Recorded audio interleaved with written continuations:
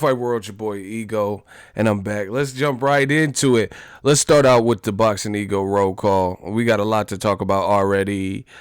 The boxing roll call in 3, 2, yee. Hey, hey, hey, hey. I said, new media, fuck with me and get some money. Hey, hey, fuck with me and get some money. Gang. 2019, get that money. Gang. Look, I just hit the flip. I just hit the switch. Let's get it. Shout out to Sacktown. They just flipped the switch. Dallas, Texas, they just flipped the switch. Yeah. Maryland in the building. Hey, 413, I see you. Australia, down under, mate. Down under, they just hit the fucking switch like, whoa. Shout out to Jose de Jesus. He from New York, repping the DR too. Shout out to Dominican Republic. Maya back in the Bay, she say. Maya just came on a plane like, hey. Shout out to Detroit. Vallejo, the Valley Joe, 707. That's that flat shit. We on, let's get it, man. Brooklyn. Speaking of Eddie Hearn, Barry Hearns, we got some stuff to talk about, people. This the flow that got him. 214 Texas, they in the building like, yee. Brooklyn in the building, yeah. Fuck with me and get some money. Fuck with me and get some money. Gang. Fuck with me and get some money. Boston hit the switch like, whoa. Man, it's looking real shaky. I told you. We just gonna pick up where we started off. We just hit the switch. Let's get it, man. EGO. Yeah. Catch me with a you have in the bed. I actually wrote it a long time ago. I remember my verse too. Oh man. We gotta talk about some things, man. It's getting crazy in this field. Smash the like button. We just warming the mic up. Shooters prepared to engage. Shooters prepared to engage. All the fans are enraged. Shooters prepared to engage. We about to get it.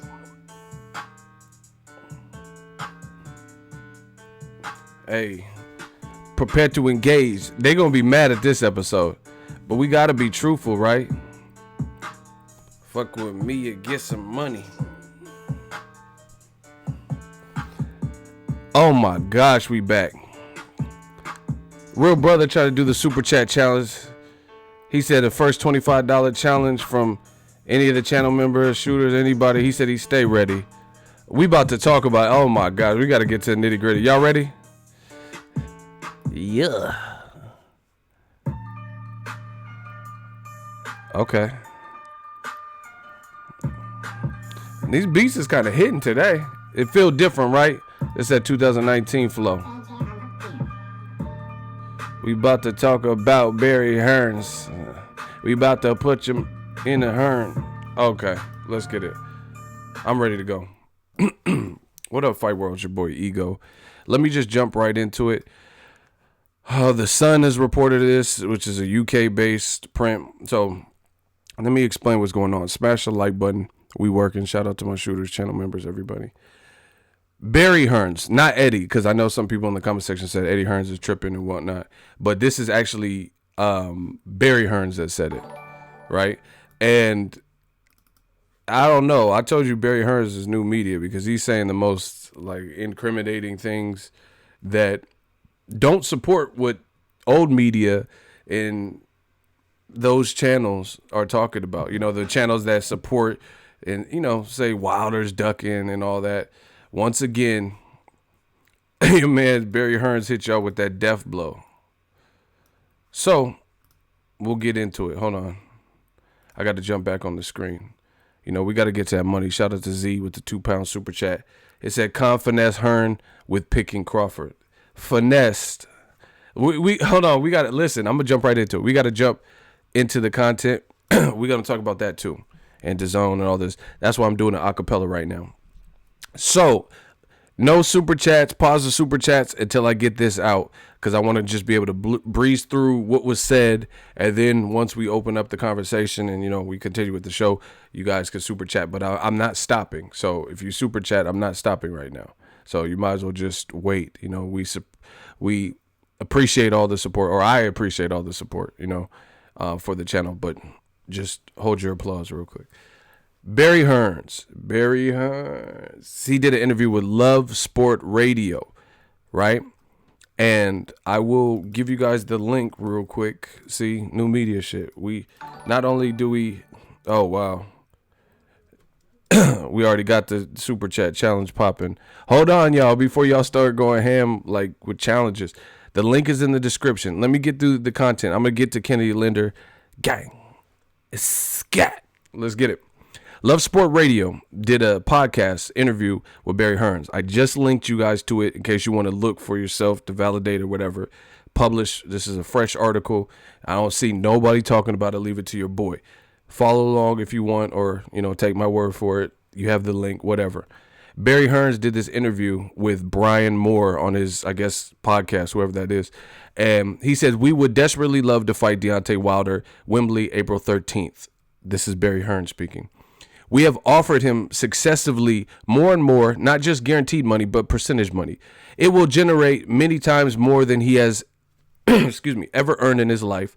But there's a certain level beyond which we won't go because AJ is the A side.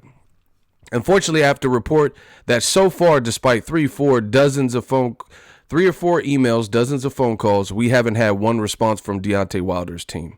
So sooner or later, you take the hint that maybe they don't want us that bad. But then they're also, I guess, planning a Tyson Fury rematch, which is contradictory, which we'll get to. But let me just get through the content. He says it's a big fight with Tyson Fury and AJ, but it's complicated because Tyson Fury's on BT Sport and we're on Sky.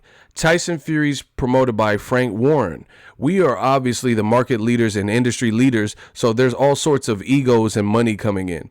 I'd be happy to fight with Tyson Fury on April 13th as well, and the reason being, Tyson Fury can box, but he can't punch. Deontay Wilder can punch, but he can't box." Excuse me, let me clear my throat. So he says Fury can box, but he can't punch. Wilder can punch, but he can't box. AJ can punch and he can box. So if I'm looking at protecting my man, making sure he earns the most amount of money with the least amount of risk, I'd take either of those 2 fights in a heartbeat. So basically he's trying to berate Wilder and Fury and make it look like, oh, this is not us ducking, So if I was ducking like you guys are saying I'm ducking, basically in layman's terms, then I would take either of those fights.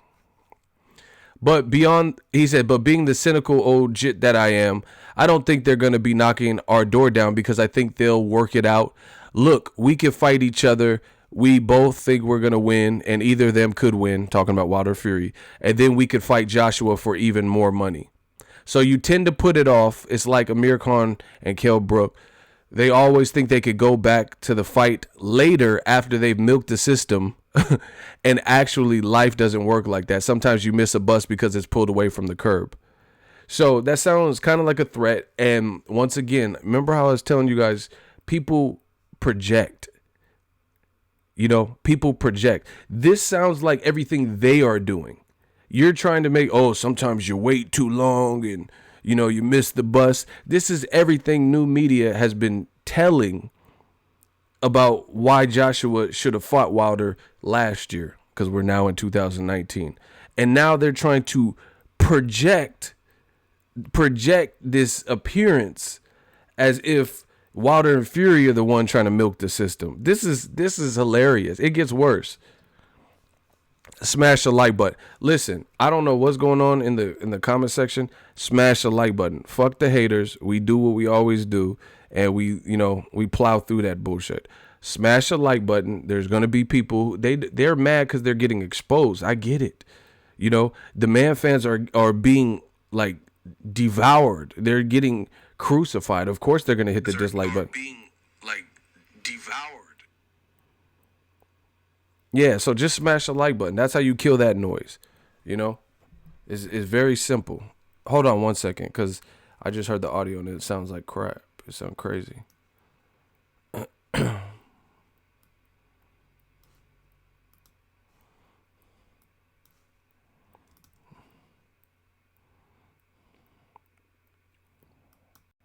Give me 1 second. Sorry, I have OCD when it comes to this shit.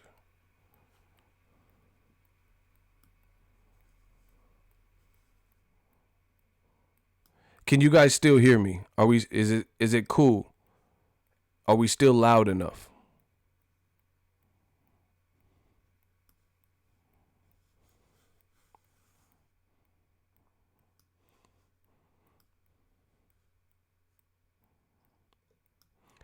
Hello, testing, testing. Does that sound better or does it sound worse?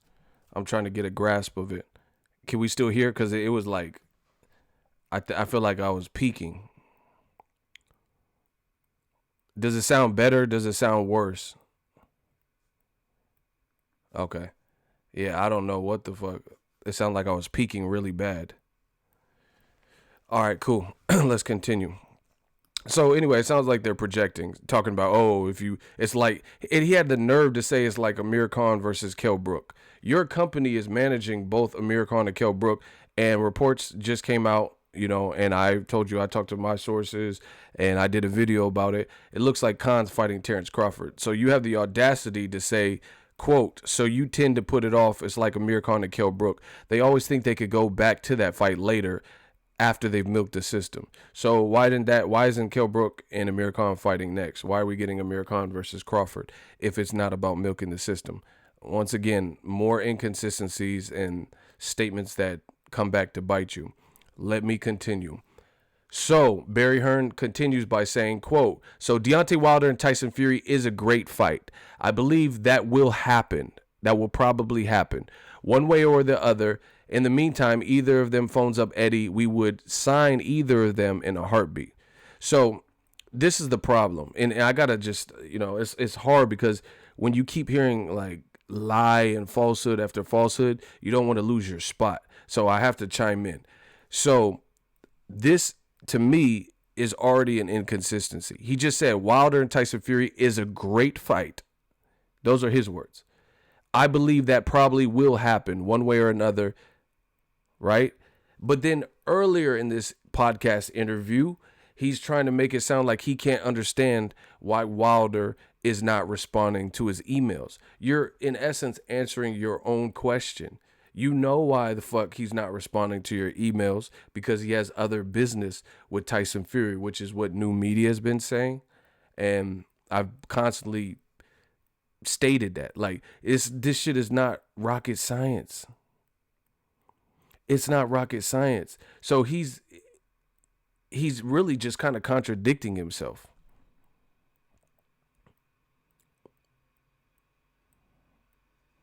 You get what I'm saying?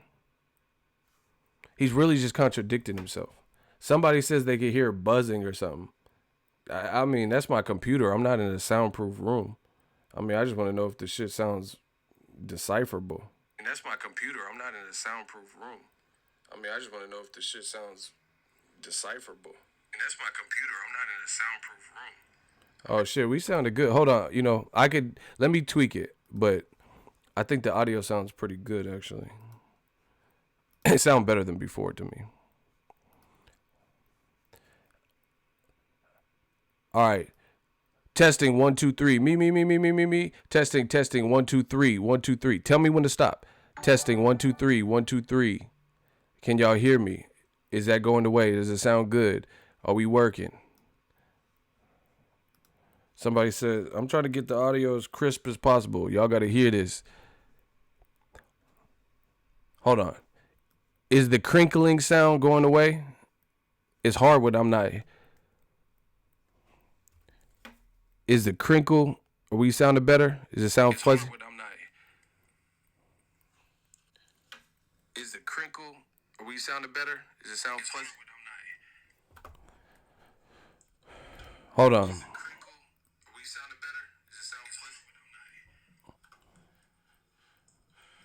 on.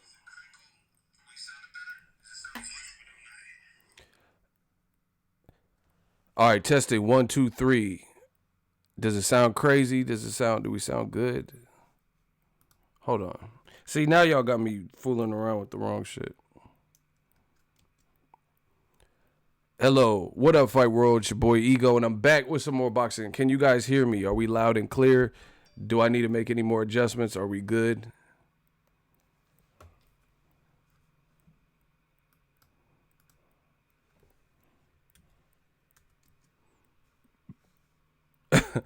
See, I'm a perfectionist. I'm gonna fuck around and.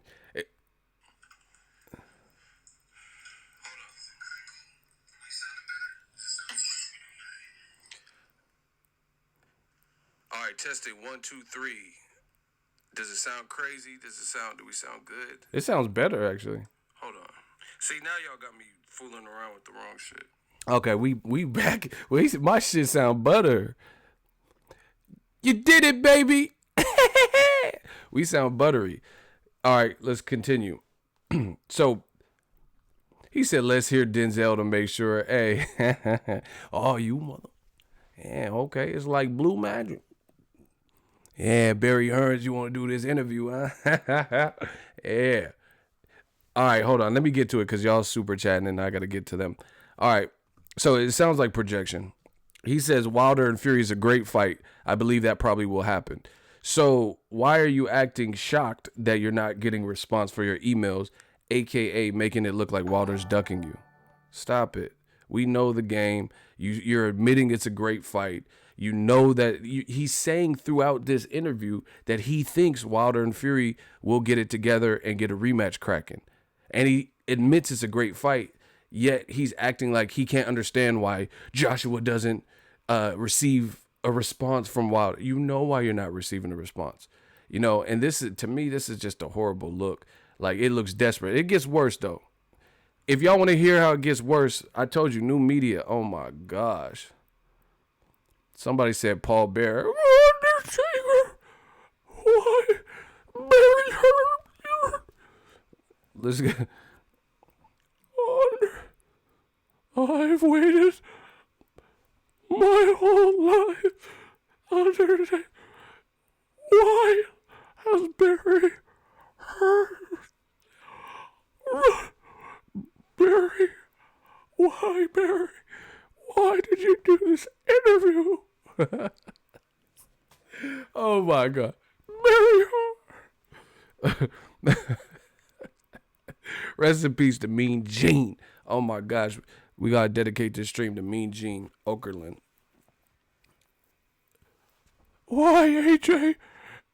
I know AJ. He doesn't want to fight Wilder. All right, we sounded good. Rest in peace to Paul Bearer. Rest in peace, Mean Gene. Gang. So, if y'all want to hear it get worse, can I get a hell yeah in the comment section? Your boy about to go off. Smash the fucking like button, because we don't have the amount of likes to the ratio of people in this motherfucker. If y'all want me to go off and finish this shit, can I get a hell yeah in the comment section? I want a hell yeah. Please. Normally I could keep a poker face, but the Paul Bear shit just gets me, you know. There's a special place in my heart, you know. I want hell yeah. All right, I'm about to go off. Say ego, get him. I'm about to go off, man. Barry Hearn continues by saying, we're running a business. Anthony Joshua is a world champion, undisputed number one. He's the only real champion out there. So he says Wilder's not even a champion. Okay. Yeah, okay. Yeah, Wilder, he got the WBC. It's a coveted. It's the green belt. He's not a champion. Huh? He says AJ is the only real champion out there. Then why are the other so-called not champions fighting better fights? Oh, shit. Oh, whoa, yo, hold up. Not me, not Marshall. Let me continue. He says, AJ, he's the only real champion out there. Unblemished records. Holds 4 belts, so no problem. But we run a business, so who's next?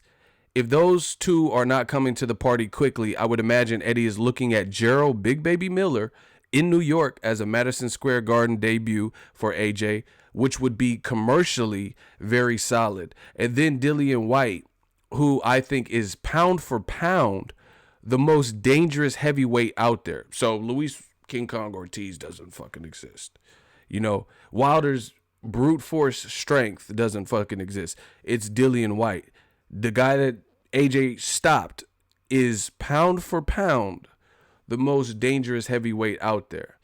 Like, I'm not, you know, I like Dillian Whyte, you know, so I'm not going to shit on him and say he's horrible or nothing, but that's a tad bit much, you know, to say he's pound for pound the most dangerous when you got guys with power of Wilder, you know, and Luis Ortiz with more of an amateur background that has led to a successful pro style. He has more technical abilities, southpaw, but whatever. Let's continue. It gets worse, y'all. It gets worse, man. Y'all want it to get worse? Diego going off. This just sounds bad. If y'all want me to keep going, we ain't done enough. I could keep going, y'all. He said Dillian Whyte is pound for pound the most dangerous heavyweight. Y'all want me to keep going? This part's real funny. See, I'm gonna fuck around and turn to Ego Valley. If y'all want me to keep going, can I get a hell yeah in the comment section?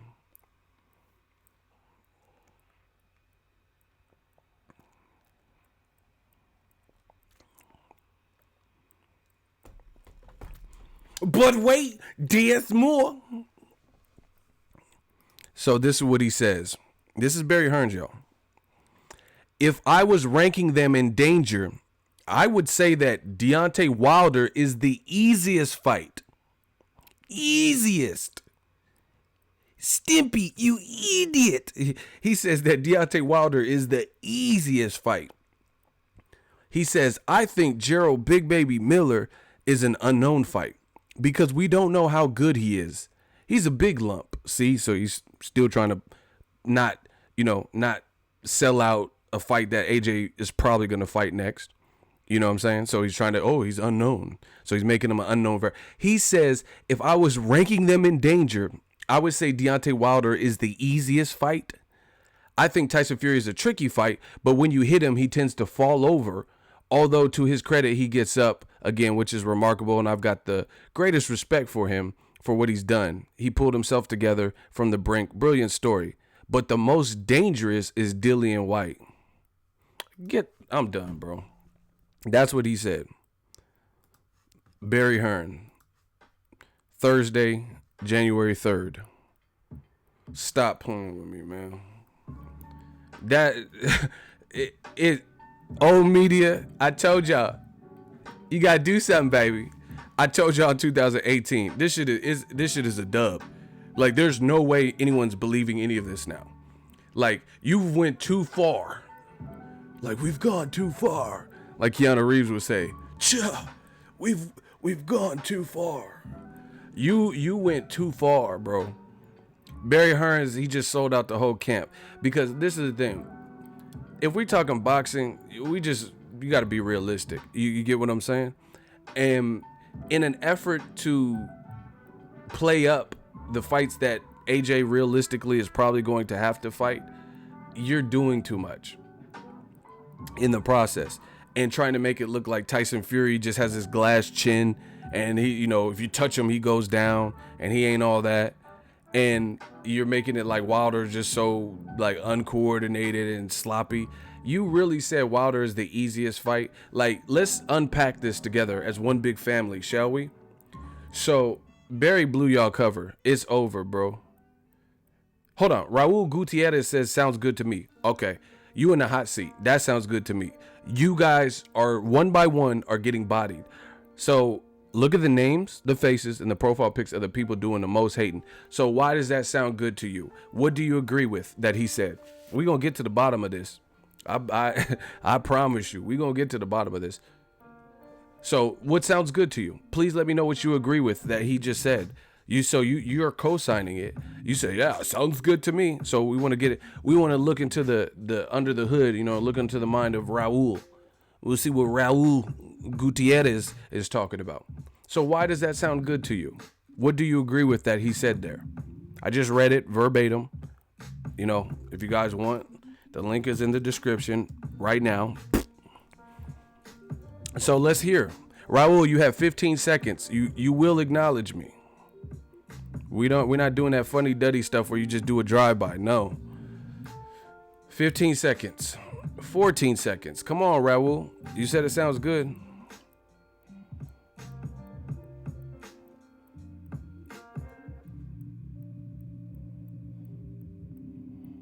Why'd your boss get mad at my video? They counting you out, man. All right, 14 seconds. You gotta do something, Raul.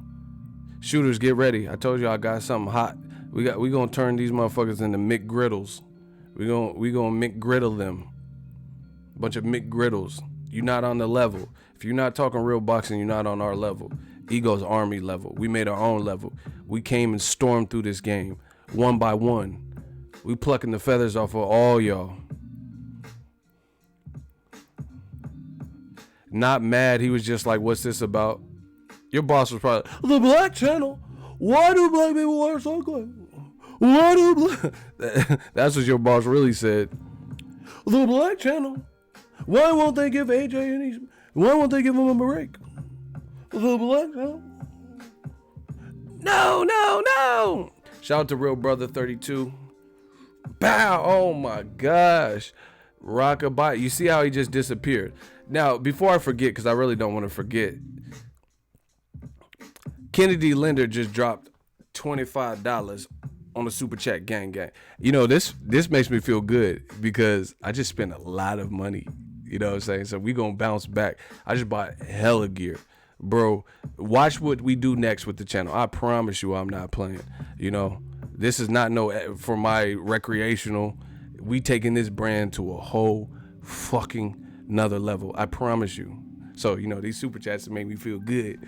Make me feel good. Because I spent bread for the channel. You know, I'm not trying to put too much on it, but shout out to Kennedy Linder. He said he accepted Real Brothers challenge. Michael Woodard dropped a 5-piece. Shmoney gang. And Real Brother, obviously 32, being a man of his word, he matched it with a $25 super chat. He said, shout out to the livest live stream on YouTube. Kennedy Linder, thank you for accepting my super chat challenge. Shout out to the best YouTube hosts, shooters, and the channel members on YouTube. Ego, you sound much better, bro. Gang. Yeah, y'all should have told me my mic sound fucked up. I feel I sound studio quality now. I sound good now. We recorded. I'm cancerous, so when I dish, you wouldn't want to answer this if you responded back with a battle rap you wrote for cannabis. You beef with me, I'm gonna even the score equally. Take you on Jerry Springer and beat your ass legally. Like, you know, we sound cool now. Yeah, we got that Halle. Make me feel good, make me feel good, make me feel good. She was wilding in that monster ball shit. Hey, it's getting hot. It's getting real hot in the kitchen. Eddie Hearn, Barry Hearn. Hold on.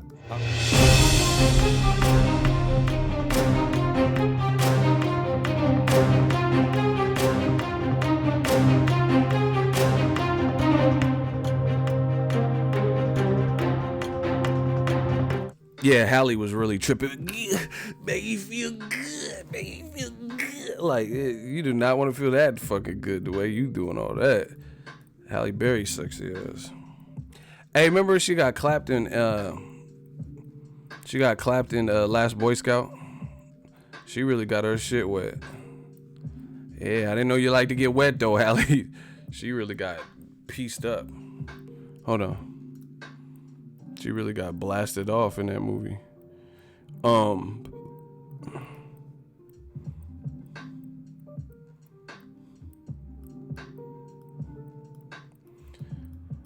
Hold on. So anyway, the bottom line is this. Barry Hearns interview he went to, he just gave up the whole operation. Now I know for a fact what you're trying to do. He said Wilder's the easiest fight. She got clapped in the swordfish? I ain't seen that movie in hell. I don't remember that. Yeah, she was tripping in the Monster Ball. It made me feel good. Made me feel good. Like, are you possessed? Like, if I was about to smash a chick and she did that, no matter how fine she was, I would probably be afraid.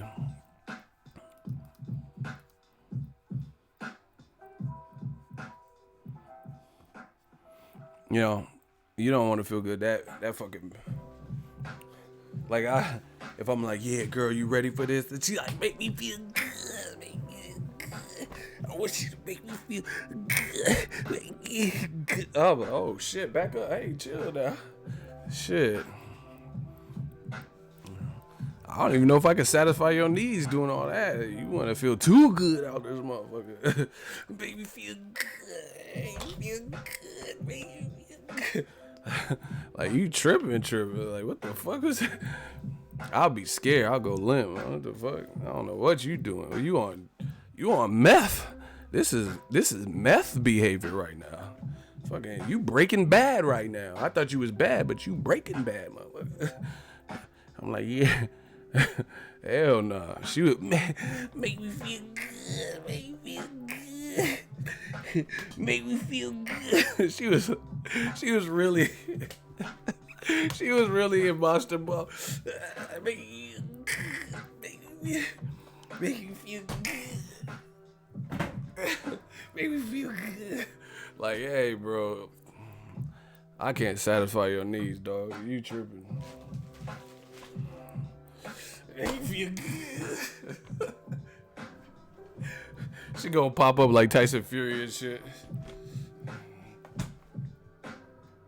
Make me feel good. Like, oh shit. Poltergeist. I love Halle Berry, but she was wild. I see why she got an Oscar just for that 2-minute scene. Make me feel good. You know who she need to date? She need to fuck around and date Holmes from the Training Day. He's like, simple question, eh? You ever had your shit pushed in? I've had my shit pushed in. I've had my shit pushed in, bro. Homie from I feel like I got cotton mouth. The spit didn't just fly like it was supposed to. This shit just came out in a slow dribble method.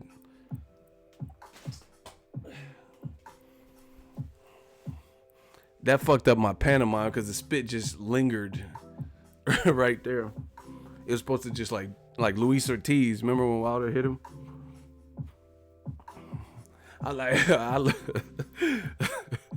Hey, your boss will really be tripping if he come, and I'm like, make me feel good, make me feel you pushed.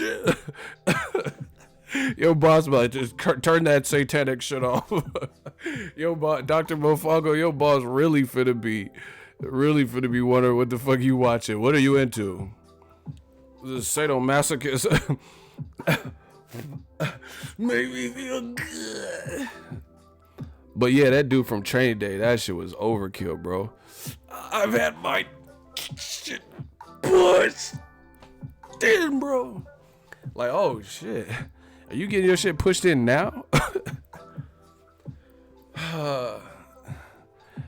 The super chats always come when I'm at my looking my dumbest and shit. Like, you know, I'm like, I've had my shit, and then it's like ding ding super chat, and I look all crazy because I gotta transform out of character to answer the super chat. I always look fucking dumb when the super chats come. I've had my shit. It's like ding ding. Oh, we got a super chat, y'all. Y'all always send a super chat when I'm in the middle of some dumb shit. Make me feel good. Make me feel super chat. Oh shit. So we got a $50 super chat from. Hell nah. Mr. King Palmer, $50. That shit looking like a wild berry skittle. You dig? $50 super chat. I've been following you for more than 4 years now. Respect for your grind. I appreciate you, bro. Yeah, keep sending them super chats. Yeah, I just spent a lot of money on the channel. I like that. Yeah, we re-upping right in this episode. But anyway, man, let's get back to this boy Barry Hearns. He shouldn't have did this interview, y'all. That looked crazy.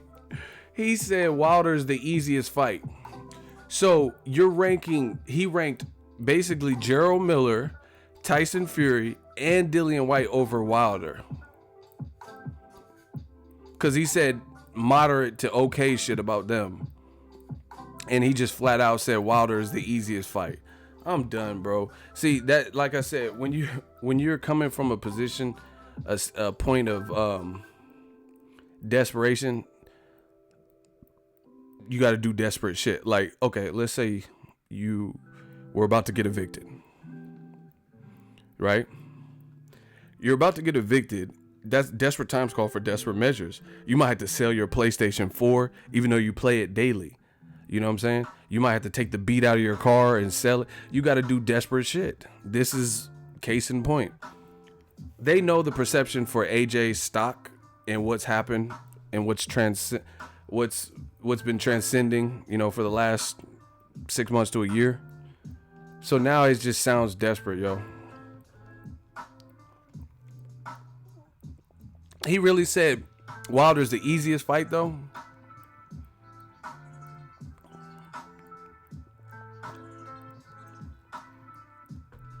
Why you fight Povetkin?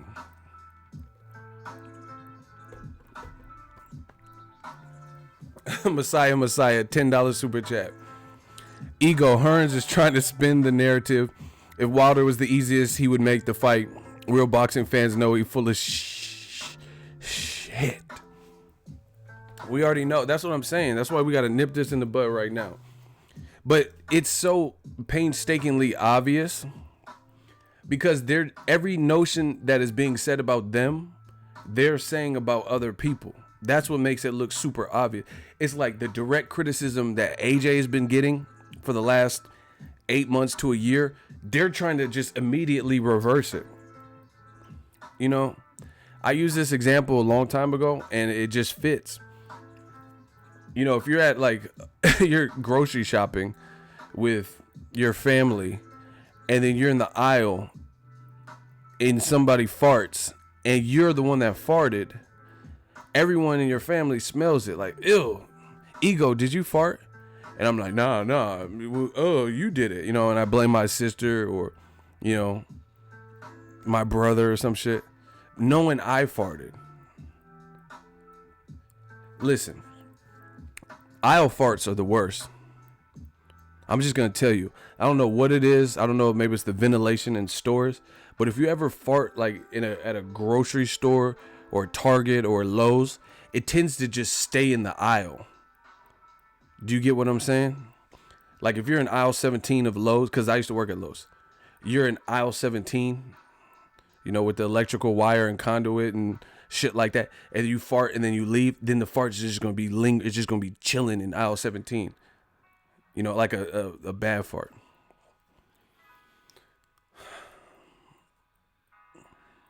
Never fart indoors at a store. That shit is the worst. You see customers walking by. What the fuck? They be pushing their car through the fart and shit. Man, what the fuck is this, man? I'm going to Home Depot. Paula, get me out this country, motherfucker. You ever fart in the aisle?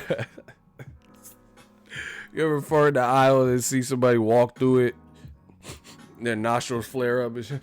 God damn. We gotta get this thermostat and get the fuck out of here. This low stink. This shit stink, yo. I know, yo. I know. I ain't the only nasty one.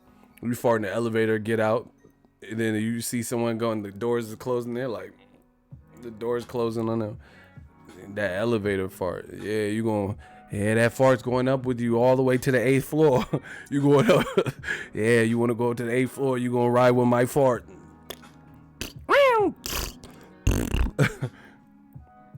Hey, listen. See, we talk about whatever the fuck we want on my channel. Got that masterpiece, no limits, baby. I'm going to tell you the absolute worst place to fart. If y'all want to know, I know y'all disgusting, so If y'all want to know the absolute worst place on planet Earth to fart, can I get a hell yeah? I'm going to tell you. I'm going to break this shit down for you. And I know the haters mad. We getting super chats. We just got $50, $225. We got a $5. And I'm up here talking about farts. You know, y'all going to college getting degrees. I'm talking about farts, getting the bag. Yeah, let's get it. No, not an airplane. That sounds pretty nasty though. That's a nice runner up because the airplane, that's fucked. You at that altitude with the we want the fun in the shower. I'm just gonna tell y'all like that. I love your smile, ego. Shout out to you. No, don't ever fart in the shower. Fuck a movie theater. That's probably pretty shitty, but you can mask it with the popcorn butter. Don't ever fart in the fucking shower. I'm telling you, it's like, it turns into a poison chamber. No, I'm telling you, for real. Don't, y'all motherfucker go eat Taco Bell and do it. Let's see what ego was talking about. I don't know why. I'm not no fucking Bill Nye, the science guy. I don't know why, but it's deadly. All right, do the shit. I'll try to help y'all out, motherfuckers. To why? All right, do it. Don't take my word for it. Somebody said it turns to acid rain. Or remember that song on YouTube, Chocolate Rain. The wheels on the bus go round and round. A chocolate rain. Like, what the fuck is that song even about? He farted in the shower. Hey, bro, don't do it. Have y'all seen that? Doom do do do do do. Chocolate rain. The motherfucker's mouth was to the side like Bobby Brown and shit. Chocolate rain. The people dying wills have, but I said chocolate rain. Like, what the fuck are you even talking about, dog? He said the elevator is a gas. No, I'm trying to tell y'all, don't listen to me, motherfucker. Don't fart in the shower. It does something. I don't know, like I said, I'm not a scientist, but when the gas, the elements that create gas mixed with the H2O, it does something. It don't matter if you have a glass sliding door shower, if you have just a curtain, don't do it. He said it's the steam. I don't know what the fuck it is. Oh shit, we got the snitches. Is this a boxing channel? Motherfucker can't even spell channel. He spelled Chanel like we talking about bags. He said, is this a boxing Chanel? Stop it, bro. This is whatever the fuck I want it to be.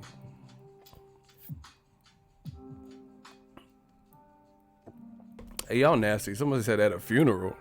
What if the body just... What's up, y'all? Like, damn. The fart revived him and shit.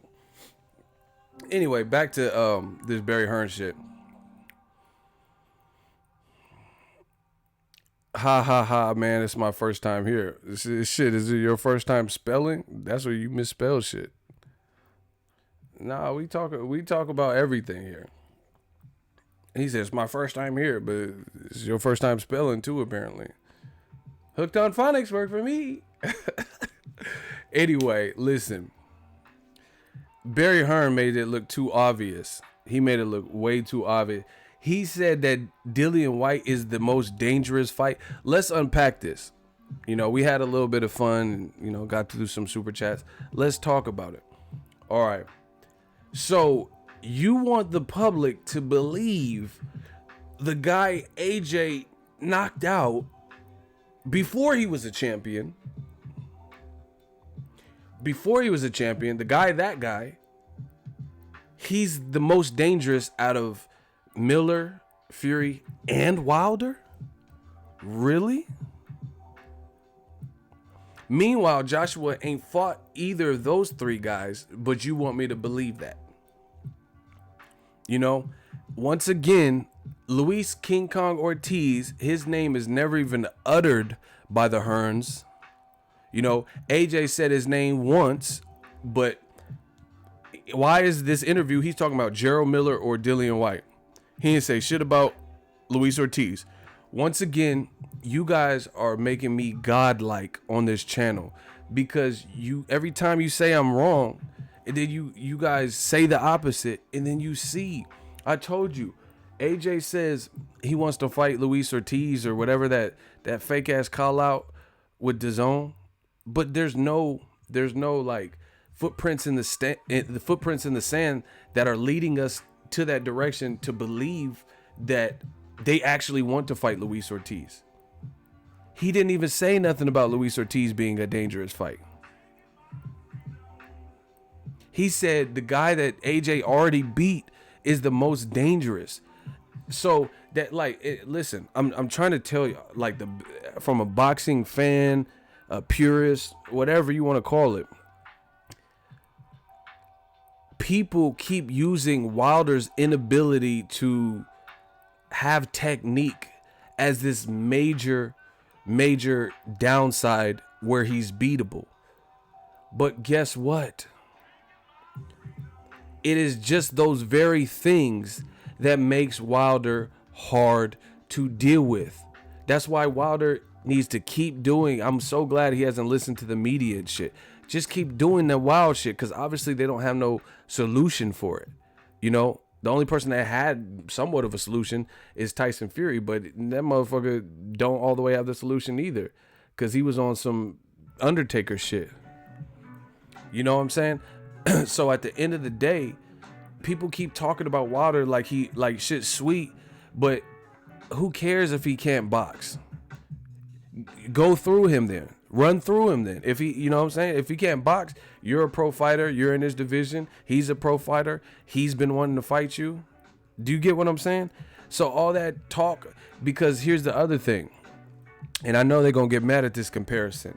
I'm not talking about stylistically they fight identical, but it's the fact that they don't do shit right from a boxing 101 perspective.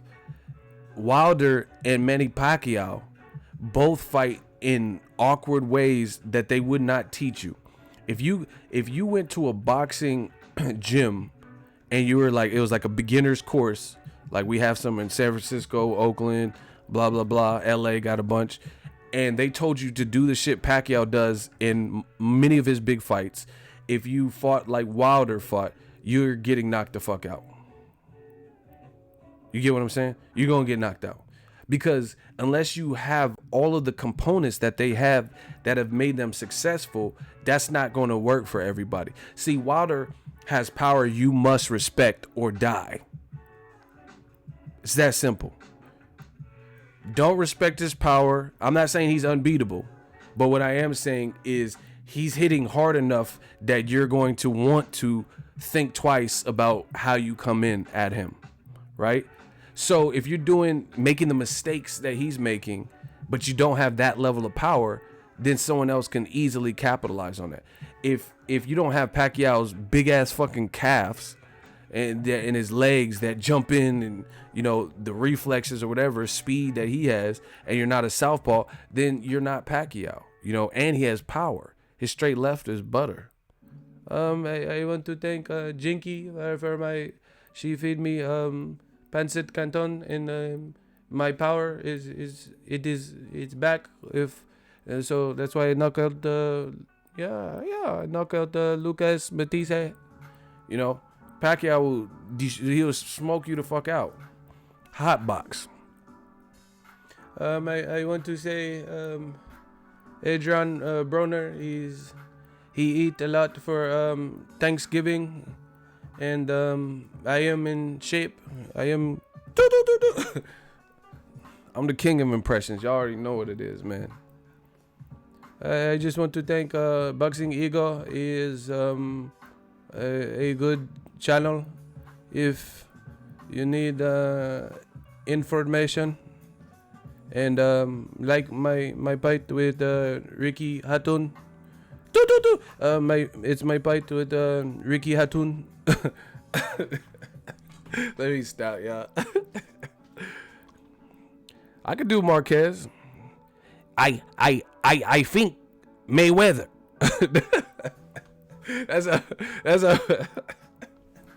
that's a Juan Manuel Marquez does. Like, hey Marquez, who wins, Pacquiao or Floyd Mayweather? I think Mayweather.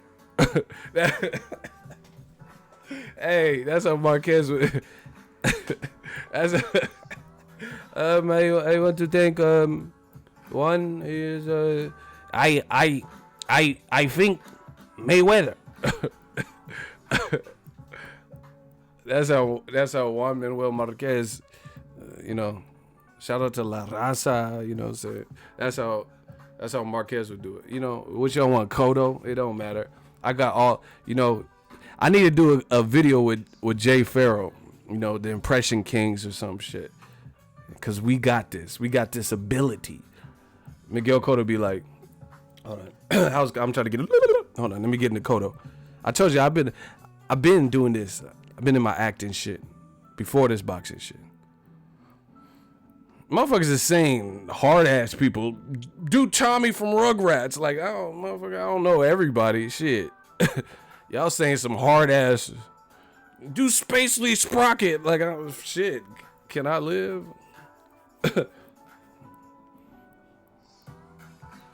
Ego is mad he's impotent.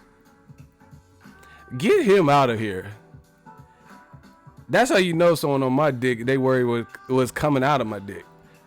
Get him the fuck out of here. That he said Ego's mad he's impotent. What man talks like this? Listen, shout out to Real Brother or whoever clapped that man. What happened to that boy? They see us. We done the livest gates. We had the most fun. We got the impersonations. Your walking impression. Your father, he'd be damned if he gave you the watch. Now the goddamn is the goddamn getting good. He gave me the watch. That's how Walken be talking. They need to let Walken cover boxing and shit. Now you see, Adrian and Broner, he's fighting Pacquiao, and he owes his jeweler for the watch. The dogs weren't eating, so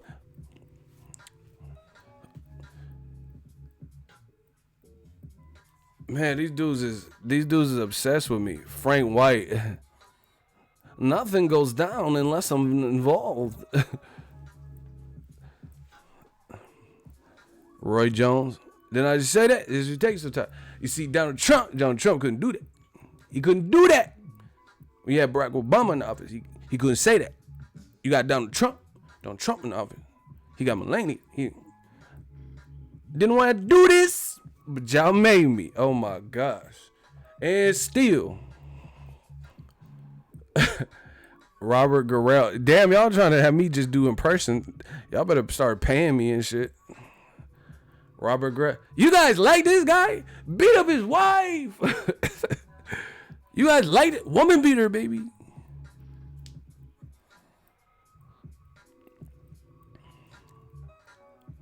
You guys like this? I'm here. My son Robert is ready. I'm ready. I am what I am. You guys like this guy? Beat up his wife. That motherfucker. Hey, Ruben is funny as fuck. You guys like this guy? He beat up his wife. Tyson, that's too easy. I like when Tyson was about. I just like the depth in that documentary where he was crying. He was like, after Cuff died, I knew that nobody could fuck with me because after Cuff died, I wasn't gonna take nothing, and I just knew that if they tried to fuck with me, I would fucking kill them. I swear, he was crying in there. I just knew that after Cuff died, if anybody laid a finger on me, I was gonna fucking kill him. And they was fucking dead. I felt bad when he did that scene when Tyson was finna cry and shit. I don't like doing impersonations of heavyweights because them motherfuckers my size and shit knock me out and shit. I like doing Chocolatito and the small dudes. I don't like doing the heavyweight because I don't need Mike looking for me. Yeah, come and say that to my face, Ego. Like I don't want that type of smoke. That even Mike at his age, I'm scared. You know what I'm saying? Come and say that to my face, ego. Oh, you want to do it? You want to? It's a bunch of jokes, huh? I heard them. Oh shit. I'm gonna fuck you in the ass in front of everybody. Like, ew.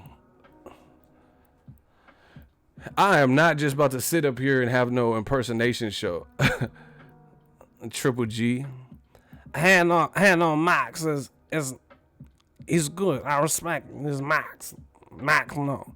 His punches. He's nothing. His punch. Willie Monroe's punches. Tick, tick, tick. He's nothing. That motherfucker said he's nothing. Damn.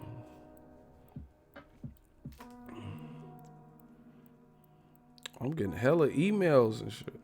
Yo, smash the like button. Head guys is good. And Canelo is his punches. He's nothing. He's tick, tick, tick.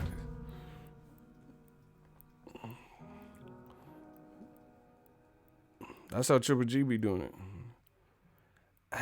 No, not for future. Is Willie Monroe's is nothing. That's like, hey, Triple G, man. That's 50. That's how you gotta do something, baby. I let my watch talk for me, my whip talk for me. Bow, what up? Herb make it hot, nigga. Hey, Ja, I'm gonna stop saying that. I know you like that fucking fruity ass nigga. Hit my wisdom tooth, spit it out. I don't smile a lot. Ain't nothing pretty. I got a purple heart for war, and I ain't never let the city hoes be like 50. You so witty. On the dick like they heard of right for P. Diddy. You got fat while we starve. It's our turn. I done felt how them shells. Hey, Ill, you know you're my favorite white boy. I owe you for this one.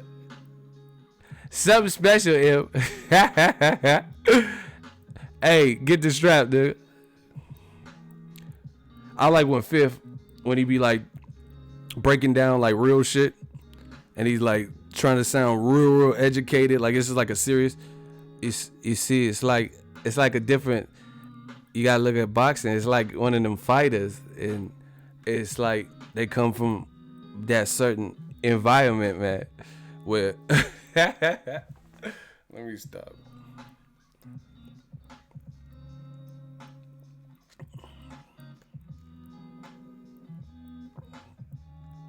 Smash the like button.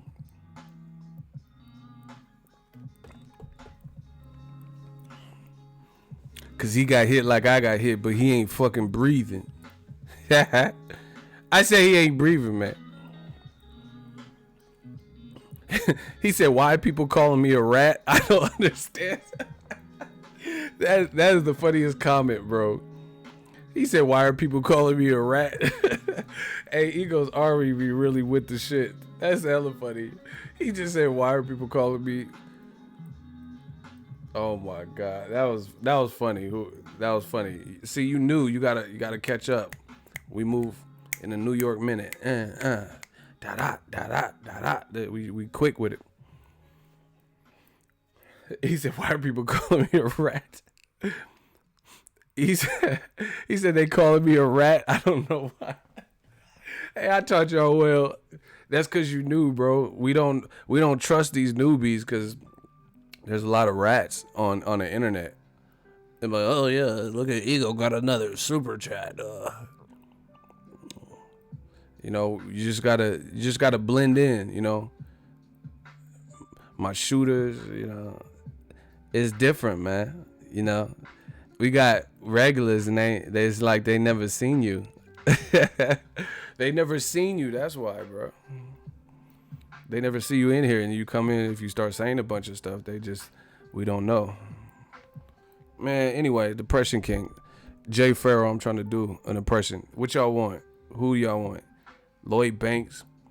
Acid out the baggie, this is more than dope. Flawless flow, fucking off a sign. Every horoscope done wore my robe. Strapped out the corner cove, letting my opponents know I got a new toy that'll burn a hater and put a red dot in his eye like the fucking Terminator. You better warn him if that's your man, cause I throw his ass off the roof like Nutso and above the rim. Jada kiss. You did it, baby. Hey, you want to know one of the funny? Remember that old school show, Punk'd? Ashton Kutcher. They had Jada on that.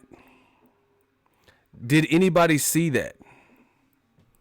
That old Punk'd episode with Ashton Kutcher and Jada. That shit was hilarious, bro. The setup was like Jada was getting chauffeured to like alleged video shoot or something, and he was in the back seat of like a Rove or something. And the driver in midday LA traffic gets out of the car with the keys, and the window was rolled down.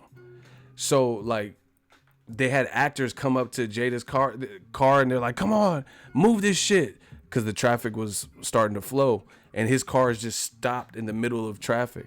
And people were like, "Come on, move this piece of shit. What are you doing?" And Jada started getting mad. He was like, "There's no keys. What do you want me to do? Where you want me to turn it? There's no keys."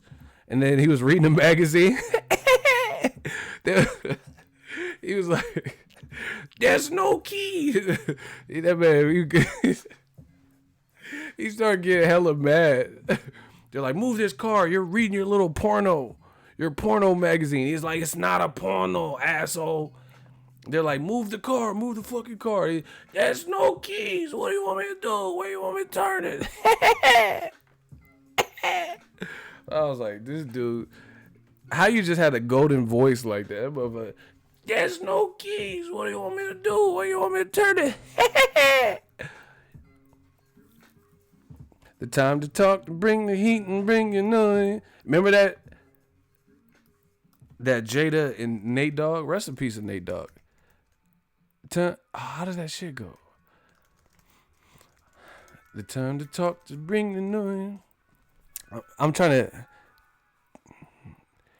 do. Hold on. I'm trying to remember how that beat went.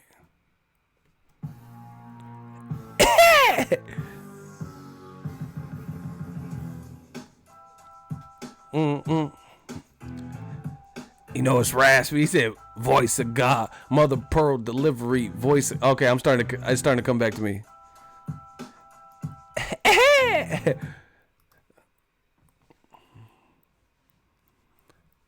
I just want to know if there's a lot of Haitians in the Bay. I don't know. I don't know about Haitians.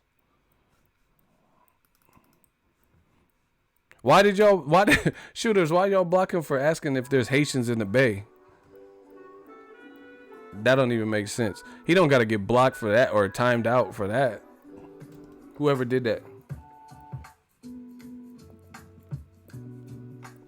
What do I think about Cassidy coming back to? I like Cass. You know, especially when it comes to like punchlines and raps. I thought he beat Disaster, to be honest. Not that first one, because him and Disaster had like a faulty audio or some shit, and then they rebattled in like a parking lot. And he was coming. He he was spitting on that one. And then obviously the freeway battle. He said, "And pretend you pay me, I leave slumped in the dumpster like Brenda, baby." He was killing. He's like, "Man, what'd he say? Man, you dudes mad because I shine like lip gloss. You pissed off because your dick small, so the condom slip off. Man, I hit click goals and hit goals until they clit store. If you knew your rhymes are liver than mine, and what you spit for? I pipe wild horses." Hey, he was killing it.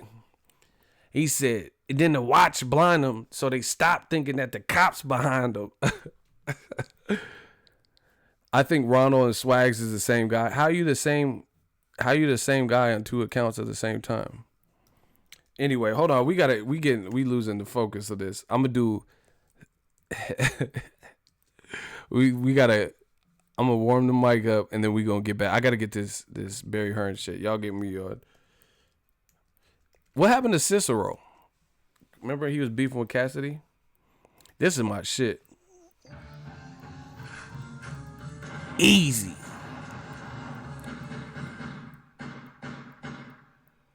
Pop. Rock's got a fistful.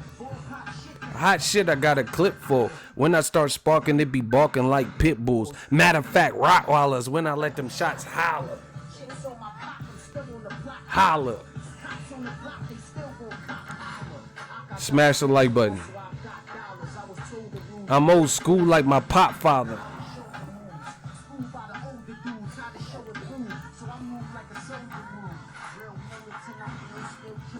The real guys that's paralyzed and still feeling it. How you didn't know Nate Dogg died? That's not recent. I put the black seats in the road. Like my female. I caught the incapable. Stopped the unstoppable. Shot the.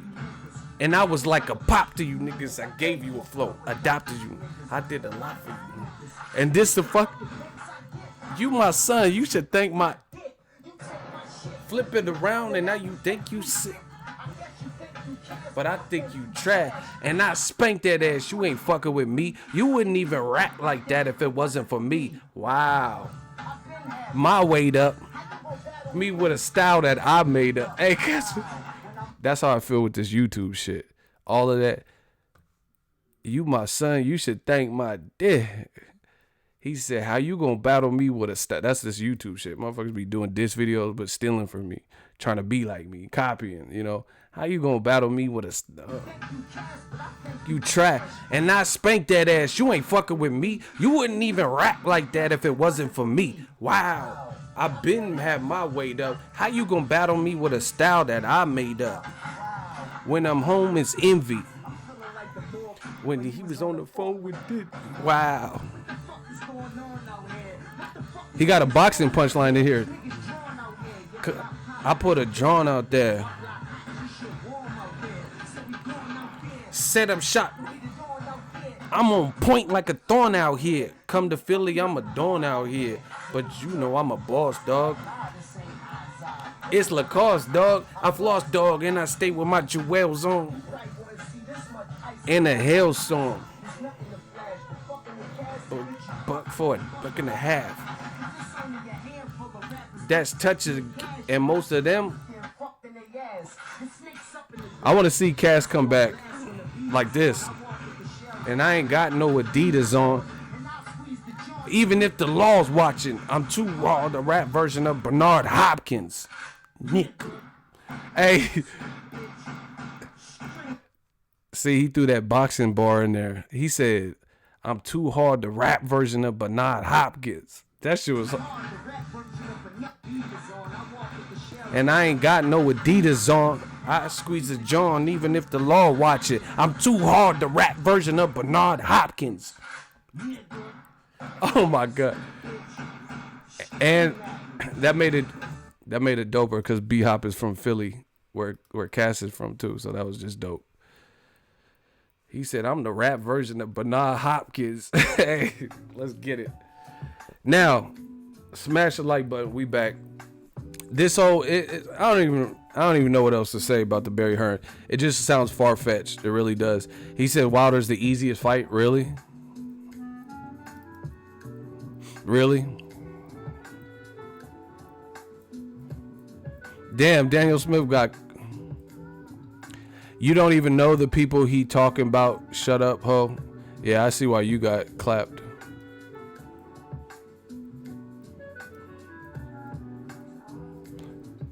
These train conductors. Listen, the funny thing is with this YouTube shit, you don't have to be here. Like, you could go to your channel and you could live stream. You could talk about Power Rangers. You could talk about, you know, whatever you want on your channel.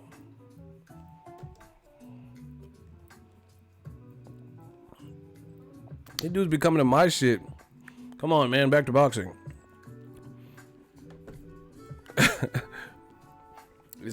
We chilling, bro.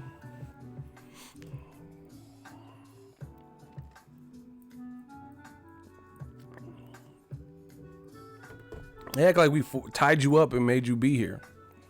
Come on, man. I don't want to hear this jungle music.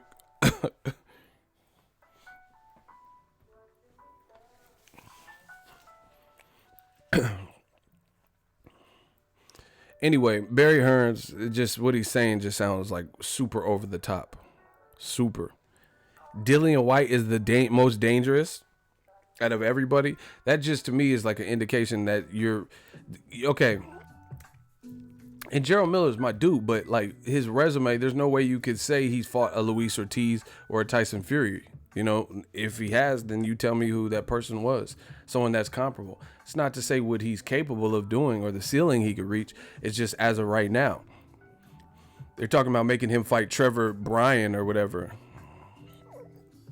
You know, and for you to down Wilder and say he's the easiest fight, that's super unfair considering we've seen him at least at a level with the Bermain Steverns of the world in his prime, like a prime Stevern when he was champion. We've seen him versus an undefeated Luis Ortiz and an undefeated Tyson Fury. We have yet to see Gerald Big Baby Miller with that echelon of like even those three names. You get what I'm saying? So it just looks like pure desperation from Team Joshua, to be honest.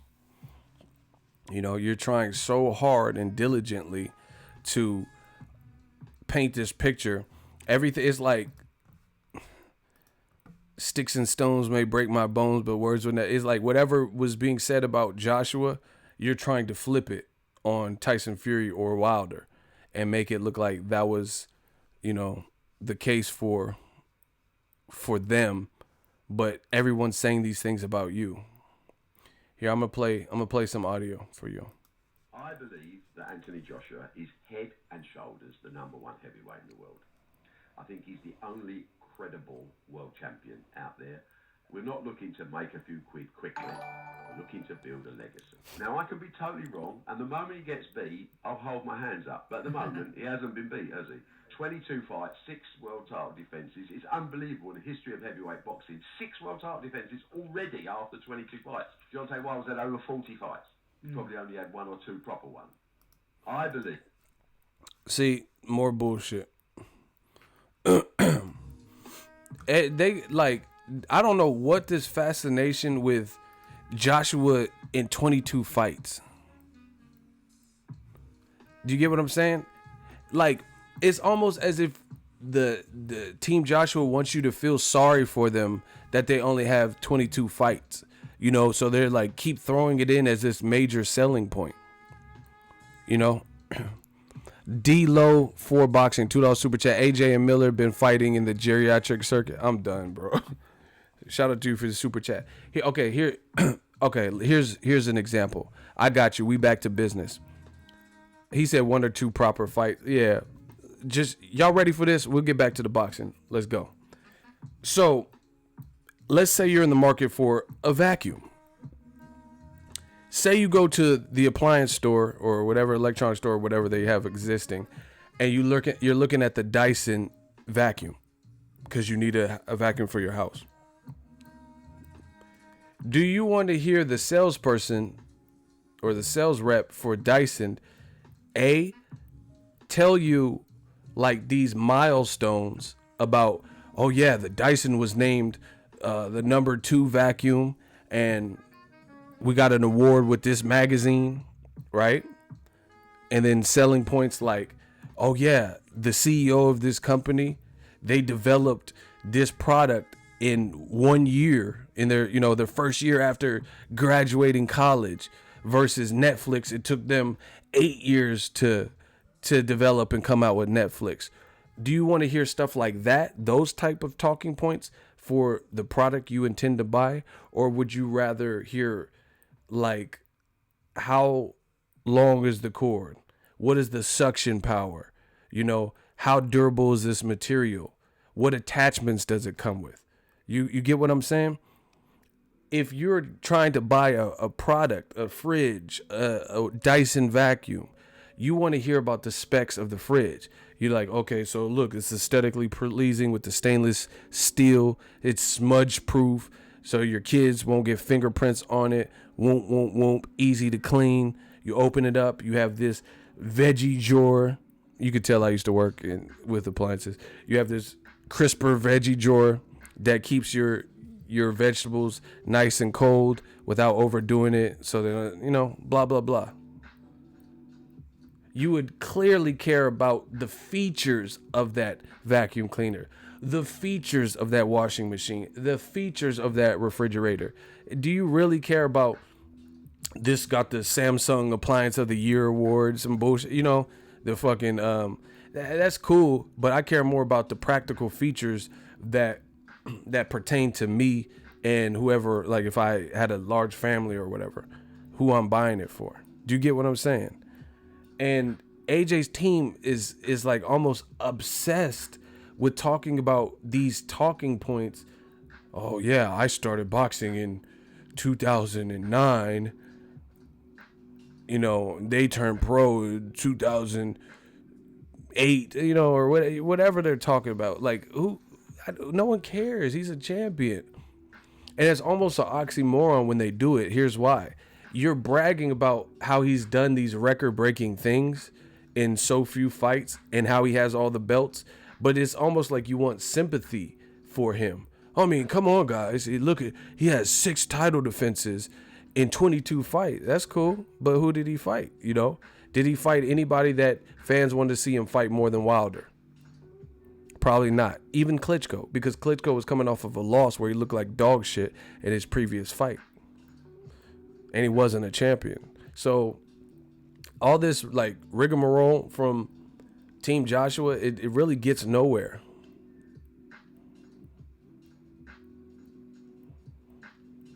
Hey, block this Ronald Dorf dude. I feel like he's a troll. He just keeps saying the same thing over and over and over. Listen, if you guys ask a question and you ask it 30 times in one stream and it doesn't get answered, my shooters will block you. So shooters, be on the lookout for that. Because I feel like you're like, the chat is supposed to roll smoothly. When guys do that, I feel like they're trying to force the chat to not roll smoothly and organically and seek out attention.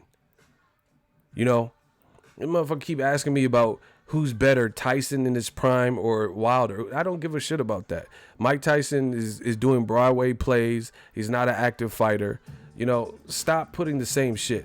Shooters, we got to ease up on the clappage, but you have my word.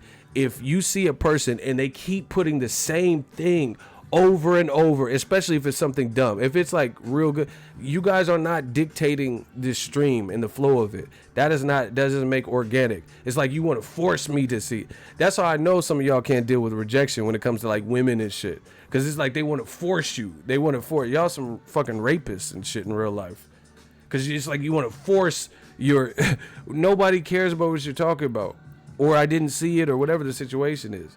You keep talking about Mike Tyson and Wilder. Nobody's talking about Tyson. He's not even an active fighter. If we want to talk about Tyson, let's talk about Tyson Fury.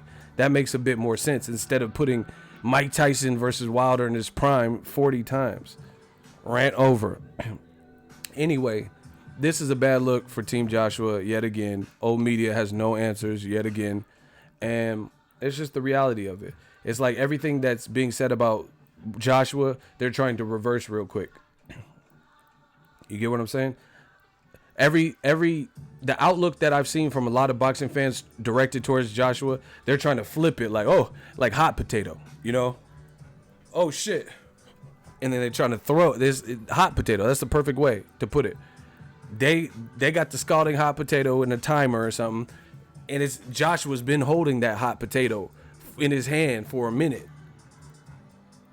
And then you try to throw it off and try to pass the buck. No, we see what's going on. Nobody believes what they're talking about. It's just what it is. And then I'm telling you, they should really, from here on out, 2019, they should really analyze what comes out of that camp, because it's not a good look, yo. Because he's questioning stuff to they're not even doing, like, in my opinion. Hold on, yo. I forgot to take my allergy shit. Hold on.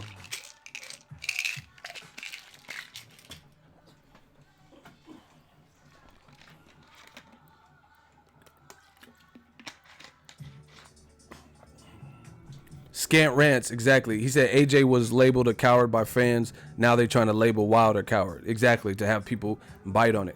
But this is the thing. They're not even being stealthy about it. It's just so flagrant that this is what you're trying to do. Do you get what I'm saying? And that's not a good look because the world sees what you're doing. You're just trying to pass the buck and hot potato the situation. Because if you listen to it, what Barry Hearns said, he really, in essence, answered his own question. He said he's acting on one hand of the interview, of the podcast interview. He's acting like, why? Why would these guys not respond to my email? I don't get it. I thought Wilder really wanted to fight us. If he really wanted to fight us, then why is he not responding? I don't get it. So he's acting bewildered. He's acting like he can't fathom why he's not getting a response. But then later in the interview, he's telling you, I think Wilder is fighting Fury next, and it's a great fight. I see them getting it done and getting a rematch. So you're not even doing a good con job because you're telling us in the same interview where you're acting befuddled and bewildered, like you just can't grasp what's going on and everything's so foggy. In this same stanza, you're also alluding to you think Wilder Fury 2 gets done and it's a great fight and you can see it happening next. So why are you acting like you can't understand why Wilder's not responding to your emails? Because once again, it's about perception. They're trying to win this PR war. So what they're doing is trying to make it look like, see, I told you, we tried to make the fight. We got to move on. Wilder won't respond to us. What do, you know? No, but you're just getting a taste of your own medicine. That's really what's going on. You're getting a taste of your own medicine. Period. Taste of your own medicine. Hold on one sec. I'll be right back.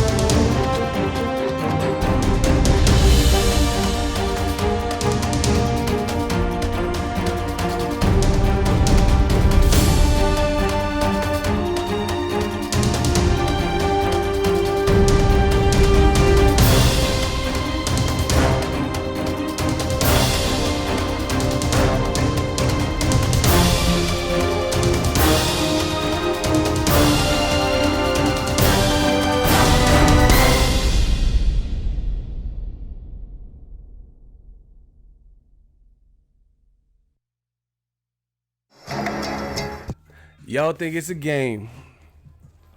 Shout out to the super chatters. My gear, some of it, I still ain't got all of it. But look, we in business. We in business, y'all. Yeah. It's arrived. Big ass one.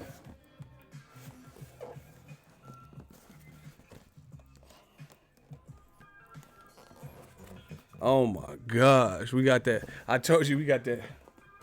We got that new gear.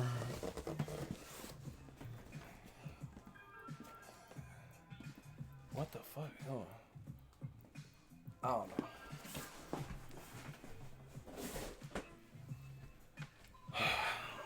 I promise you, and I will. Didn't I tell you we getting some shit popping? That's not even all of it. I got more. I'm hyped. We grinding. 2019. You know what? I'm probably gonna start another channel for y'all, so y'all see this film shit. I'm gonna teach y'all how to grind. Some of the tricks I know.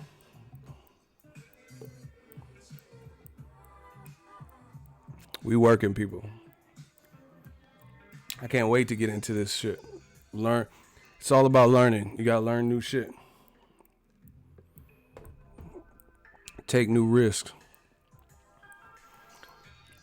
Gearheads.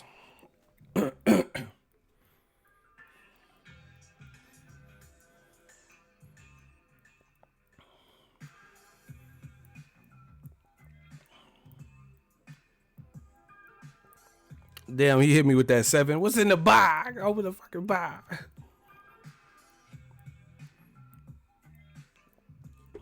Hey, Block Slap Nuts.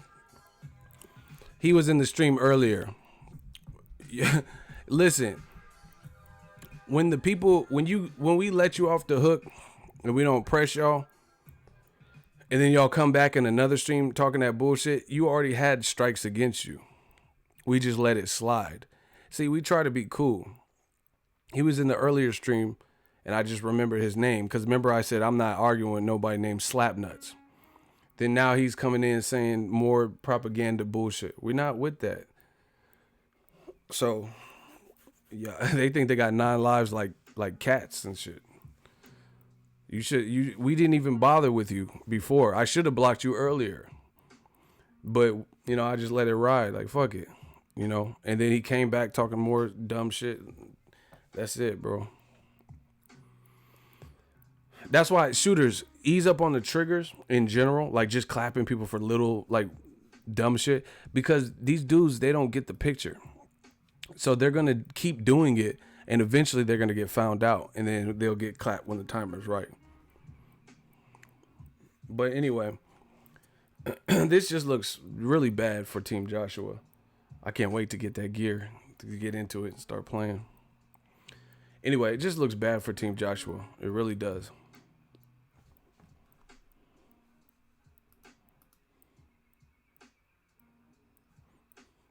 Hey, Mosquito, you gotta chill out.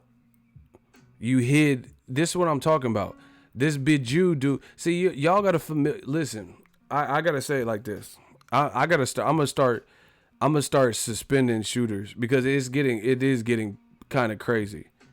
I'm gonna start pulling badges for temporary.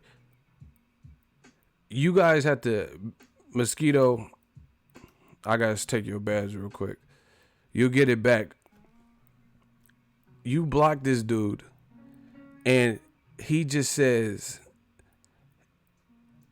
He says, "This is what I'm talking about." He says, "Why discuss details of an AJ fight with a Fury rematch on the table?" And he says, "Wilder ain't fucking with you, Hearns," and you blocked him. He was actually saying what we're saying. And the reason I knew is because I seen his name blocked, and historically he's left some good comments. So the shooters, I'm telling y'all gotta start familiarizing yourself with the names, the usernames of some of these people, because y'all hitting people with friendly fire, like people who are vouching for the same shit, and they're not creating like a turmoil. I've seen a lot of his comments. That's how it stood out when it said he was blocked. So I went back and read what he got blocked for. Oh, you clapped the wrong dude. All right, I got to take badges, temporarily, because it's getting crazy. Listen, shooters, just wait a minute. I'm telling you, I've studied this game. I've never tried to lead Ego's army astray. I studied this game. These motherfuckers don't know when to quit. They'll get what they got coming to them. You get what I'm saying? They're not gonna just give up. That's the thing about the trolls and man fan. They don't just chill. They never just chill. So eventually they're gonna push the wrong button, and it's gonna be a wrap for them anyway. Anyway, moving on. Just shooters. I'm getting a lot. And see, this is the thing. I don't want to get into it right now, but I got people on Twitter who are like, "Hey man, I'm blocked. I didn't even do anything." And when that's getting bad then, because if people are independently reaching out to me. So I don't know everyone's individual situation. Maybe they did something wrong, maybe they didn't, but I have to start pulling badges when I see something like, a routine member get clapped for no reason. you know, at least temporarily. Cool. Shooters, just be on the lookout. You know what is trolling. You know, like, if there's dudes talking about like weirdo stuff, I don't care. I never care if you block them. If they're like, yeah, ego, sit on my face, you know, all this weird, dumb shit they be talking about, that can go 7 days a week. Some of this other shit, I'm leaving it in your hands to make that judgment call. So try your best to make a solid judgment. It's not about just if you disagree, you got to go. Someone said trigger happy. Kofi says, what are we talking about, ego? To summarize, Barry Hearn did a podcast interview. He says Dillian Whyte's a tougher fight and Deontay Wilder's an easy fight for Joshua. He said if he had to rank Gerald Miller, Tyson Fury, Wilder, and Dillian Whyte fights, then Wilder's the easiest out of that bunch. Really? Like, he's gone too far, because that no one believes you at this point. See, remember the guy yesterday on the stream, and the guy said something to the effect of, he says, I made a point about guys and money and women, and then he tried to have us believe that he has this girl so like on his jock that she was putting her whole work check in his bank account. Who was there for that stream?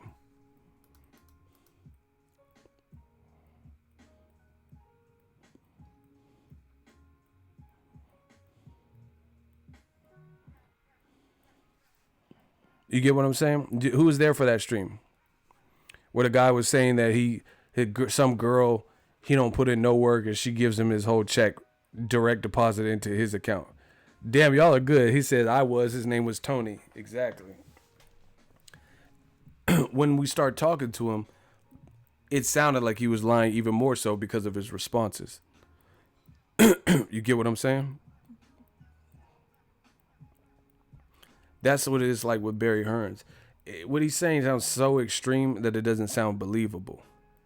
You really think the one other guy? Just listen. Like I said, let's unpack it together. You really want to try to convince people that the one guy that has a belt outside of your fighter, Anthony Joshua, the one guy who has a belt with the most power in boxing, is the easiest fight and the hardest on the spectrum of easy to hard, you know, like if it's a video game, you have it in like all Madden and, you know, beginner, right? And the most difficult, dangerous guy is a guy that AJ knocked out before he was even a champion.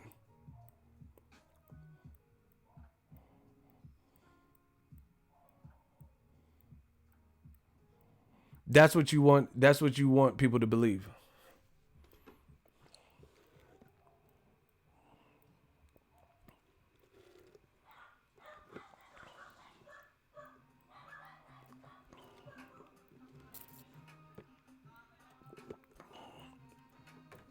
Yeah, that's the same dude that keeps coming back.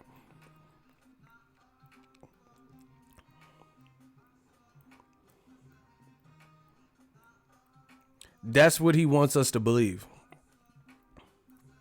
That the guy AJ knocked out and fought as an amateur, so AKA has experience with, that guy is the most dangerous for AJ's style.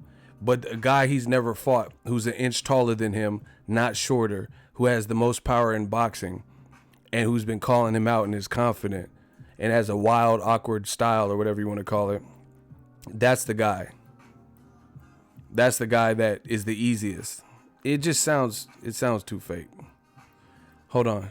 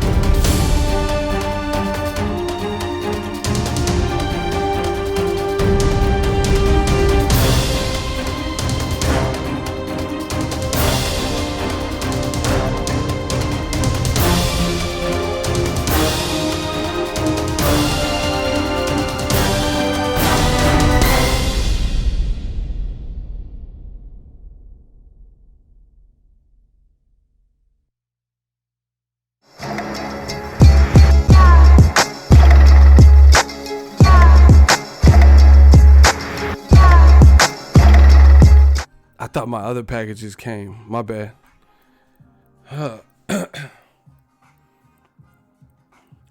But anyway,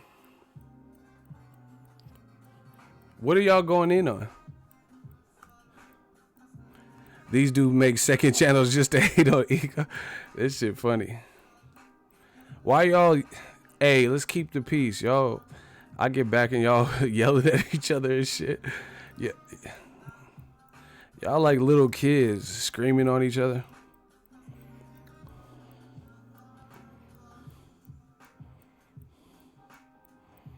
I don't even know what's going on. People just getting clapped up. Y'all gotta chill, bro. I don't know what it is, but this is getting like babysitting. And that's not a good thing. I come back, I come back, and it's like, yeah, fuck you. You did this. I'm like, what happened? The show is on pause. What are people even arguing about? Yeah, don't delete. Listen, there should be nobody deleting any comments. Stop deleting. I hate that. There's no, the only thing that should happen is people getting blocked if they need to be blocked or put on timeout. Not deleting comments. So that's like some cover up shit. That's not what we do here. Ego, I delivered your first package. That's pretty creepy. Your name is Leatherface, so you're talking about delivering other men packages. I don't know what the fuck. I don't know you beat, I don't know you lost to. Anyway, back to what I was talking about. So, just a bad look for Team Joshua, as far as I'm concerned. Period. You really want people to believe the guy that Joshua knocked out is the most dangerous fight for Joshua? Really? He's the most dangerous? But then the guy who's an inch taller, who's been screaming and calling his name out, who has more power than Dillian Whyte, more power than anyone in boxing, that's the easiest fight. You know, the Hearn, like, some people aren't even good liars about it. You know what I'm saying? And like the Hearns, they don't seem like good liars. Like, they don't even sound believable with it. Remember when Eddie Hearns said that Joseph Parker is a tougher fight for Joshua over Wilder? Nobody believes that. Who really believes that Joseph Parker, how he had been looking recently, fighting Huey Fury on YouTube pay-per-view, you know, and then fighting against Raz Cojano, somebody Luis Ortiz would later abominate, you know, in 2 rounds and destroy, and Parker had a tough time with him.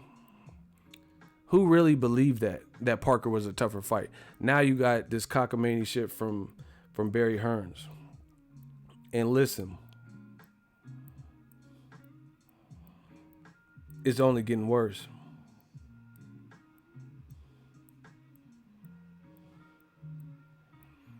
I'm trying to see where my package is at, yo. Anyway, it's only getting worse. Here's why. Because, like, DAZN, I keep telling you, they need a hit. You know, if they want to take over or whatever is supposed to be happening. Jared Hurd did an interview with the Boxing Voice. Shout out to them. And he said he got offered a deal from DAZN and he didn't leave. So he's like, basically, what does that tell you? He's like, the money wasn't enough. It wasn't, you know, obviously it wasn't worth his while. He says, we had the best situation over here with Al Heyman. This is embarrassing at this point. So once again, DAZN is trying to make this huge splash in America, and I guess their logic for Eddie Hearn to do something big is Gerald Miller in New York. You know, but this is the thing. Canelo is not Joshua. The way Canelo was developed, I give it to Golden Boy. You know, it's different. I'm trying to tell you. There's like Hispanics account for a large population or a large part of the U.S. population, and Canelo has been integrated into the American boxing scene, you know, into the market. So he already has a lot of support because he's fought on Floyd undercards. You know, that's what they used to build him up, fighting on premier, you know, cards that were getting 1 million views. So people were already introduced to Canelo. and they have been for a while. Plus, oh my gosh, bro. Block this fake Boxingego. This dude says, I saw you at the Charlo fight and you went the other way. So, I don't even know who you are. So, what do you mean I went the other way? These dudes be saying stupid shit. I hope you guys don't believe anything. So, he came to my channel with a picture of me and it said Boxingego. And he says, I saw you and you went the other way. I barely even know who the fuck you are. You're allegedly me. So I seen myself and I went the other way. Like, stop it, bro. Anyway, shooters, if he comes back, just clap him. Because that shit didn't even make sense. I just had to address that real quick. He said, I saw you at the Charlo fight. Okay, so what happened? What happened? You know, I was at the Charlo fight and then I come back home. No scratch on me, nothing. Like, what are we talking about, bro? These motherfuckers are stalkers. He's like, I saw you went the, like I deliberately went the other way. We don't even know who you are. What? Like it was someone I was shook of or something. This is stupid shit. Anyway, bad look for Joshua. Bad look. You know, Canelo has been introduced to the American populace. You bringing AJ with all the stuff looming over his head right now, right? Ego just sounded like Floyd.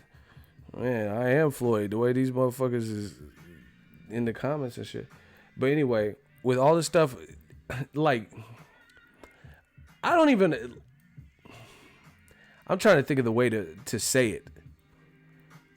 I really have no idea what Matchroom is doing with Joshua's profile right now. I'm saying that 100% sincerely. I really don't know.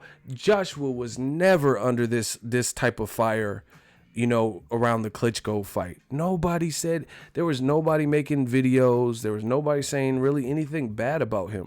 His career was exactly where it was supposed to be, you know. And then Rematch Room, I don't know what they've been doing recently, because it's almost like they're trying to see how mad the public can get at Joshua or some shit. That's what it seems like. It's like nothing is really going their way.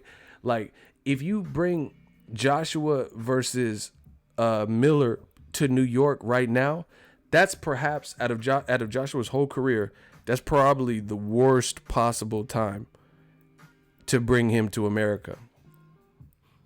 When fans were begging for him to come to America and say, hey, Wilder's out here, 50 million, you know, that would have been a great time. That would have been a great time for him to be integrated and become a U.S. star. But you wait till everything plays out, everyone feels how they feel, and the reception of AJ, some people are just kind of over it, you know? And then now, that's when you want to bring him to America for this big fight, expecting to, like, because Canelo and Fielding had this crazy turnout. You think that's what this is going to be? I don't know. And the thing is, the same thing with Gerald Miller. They're not putting him in. He's not even doing main events. Like, you know, they're not putting him in the right type of fights where I feel like that's going to be as big of a fight as they may think it will be. Do you get what I'm saying? Like, Gerald Miller has fought a lot of co-features, and then his main event was in Kansas City, you know, next to a barn or whatever. So it wasn't like he got a lot of exposure. So Canelo's different. Canelo could fight a Fielding in New York, and since it was his first time fighting in the East Coast, since he's really been Canelo and big, you know, it still sold well. But again, Canelo has already been introduced to the public. Joshua hasn't really been introduced to the public. And to the hardcores that know about Joshua in the States, a lot of them don't like how the Wilder situation played out, how he's not willing to fight him, or it didn't happen, how he fought Povetkin. So to me, I just think that's a bad time to come to it. You better off just staying there and trying to do the Dillian Whyte thing. But then Dillian Whyte got an interview. Here's the update too. Dillian Whyte has an interview, I think, with IFL, And he says he ain't even talked to Eddie Hearn. So he thinks Joshua is coming to America. He thinks Joshua's coming to America to fight Gerald Miller, because he says he ain't even been in contact about the Joshua fight. That's another bad look. Listen. Joshua is like in a very bad. Yeah, okay. This is, I don't even know. It's just getting complex, man. Okay. How do you say it? This is just a bad look. I wanted to see Dillian Whyte face maybe one more tough test like a Luis Ortiz. And then if Wilder was fighting Fury, and then the winner of Luis Ortiz, Dillian Whyte, fight Joshua, I'd be like, cool. I'm not tripping off of that, right? But Dillian Whyte gave Joshua a tough fight.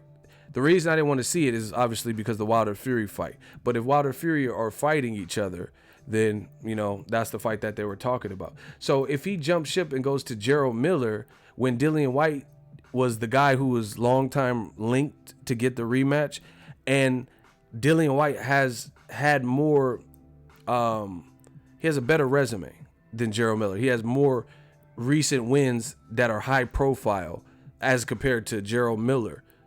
And he just knocked the guy who gave him a tough fight and I thought beat him, Derek Chisora. He just knocked him out brutally in one of the knockouts of the year of 2018. So then now, if Wilder fights Fury and Joshua comes to fight Gerald Miller, then that's going to look real sketch, because why don't you want to fight Dillian Whyte now? You get what I'm saying? And I'm not trying to sound like a hypocrite, because I didn't even care about the Dillian Whyte AJ fight particularly. But we know Wilder Fury is probably going to happen. So why would you not at least, if your two choices are Gerald Miller and Dillian Whyte, why would you at least not fight the guy who knocked out Lucas Brown brutally, you know, beat a former champion in Joseph Parker, even though he was coming off of a loss, and then knocked out his rival that he had a very close fight with? You're going to now not fight Dillian Whyte and maybe fight Gerald Miller, who fought Dog Bandinu, Thomas Adamak, and then, I don't know, Marish Weck or Johan Duhaupas or some shit, you know? That's crazy. Now it's going to look like Joshua don't want to smoke with Dillian Whyte.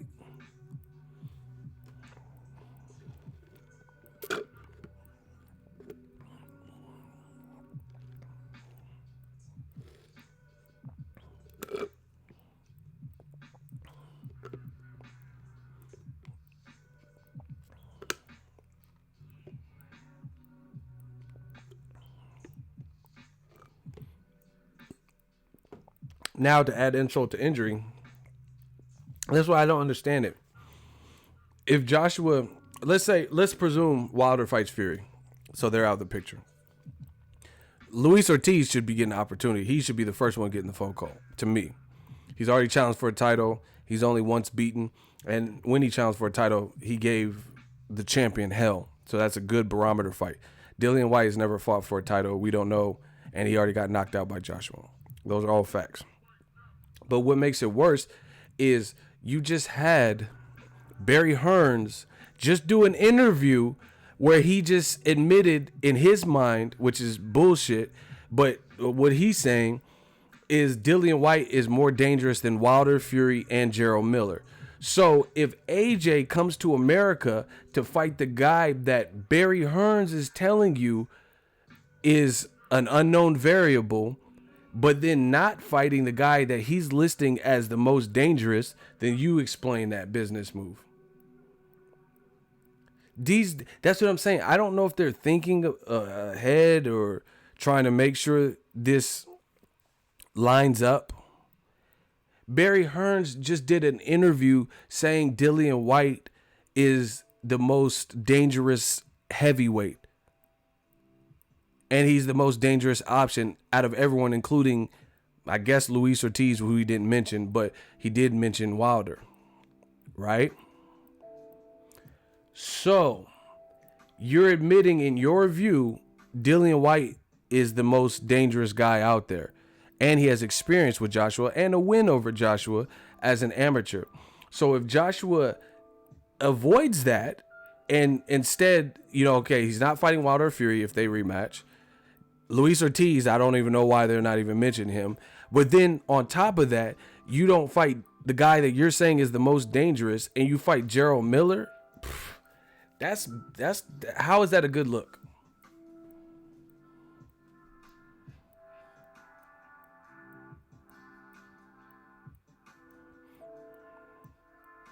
How is that a good look? Let's open it up. I'm ready to hear this. If AJ fights Gerald Miller next, that's going to be a terrible look. And that's nothing to do with the quality, because like I said, Gerald Miller's my dude. I think he's a good fighter, but I'm just saying based on a lot of things, to be honest.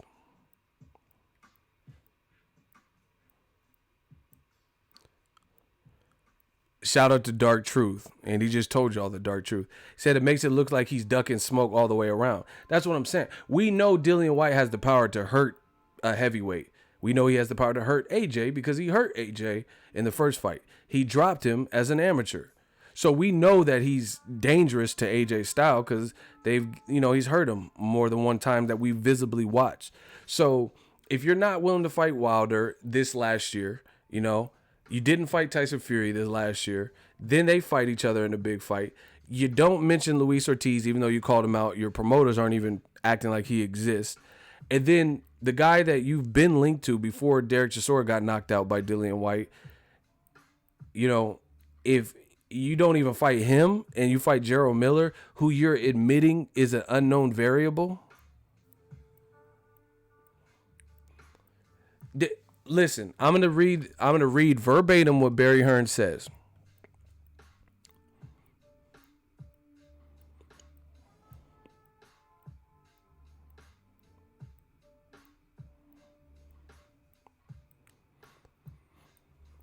If I was ranking them in danger, I would say Deontay Wilder is the easiest fight. I think Gerald Big Baby Miller is an unknown fight because we don't know how good he is.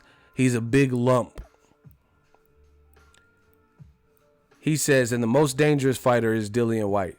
So you're admitting that Dillian Whyte is the most dangerous. So why is Joshua not fighting the most dangerous guy if he does fight Gerald Miller? That's going to be something that people aren't going to understand why. So you didn't fight Wilder when you had the opportunity to. You're not fighting Luis Ortiz for God knows what reason, even though he's talking greasy. You didn't fight Tyson Fury when you had an opportunity to.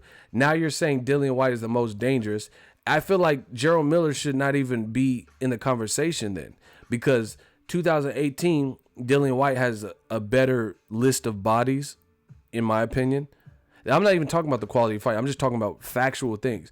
I think the guys that Dillian Whyte fought and how he won those fights were, higher than Dog Bandinu, Thomas Adamak, who was really retired and then came out of retirement, and Dog Bandinu, without a doubt, Dillian Whyte, if we're comparing those two, had the tougher schedule. Lucas Brown was a former champion and he was on something. Pretty big dude, has a good punch, real good punch, and Dillian Whyte knocked him out in March.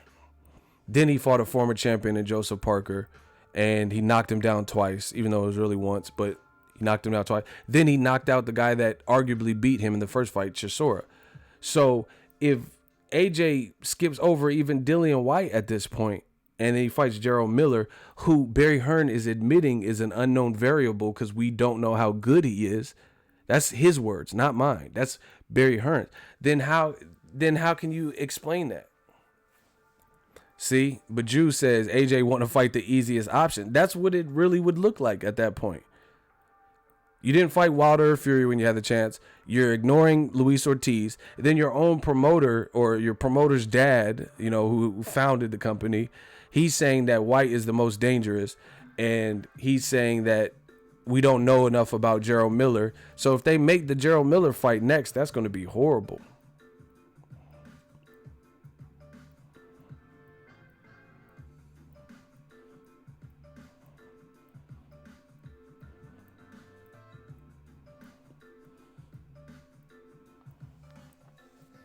That's bad, man. So we'll see. You know, I'm not gonna speculate. We'll see who AJ fights next. Other thing that don't make sense is bringing AJ to America now when his profile is in need. Canelo didn't fight in New York the year he vacated his belt to Triple G because he wasn't, you know, in the limelight. Like he wasn't, hold on.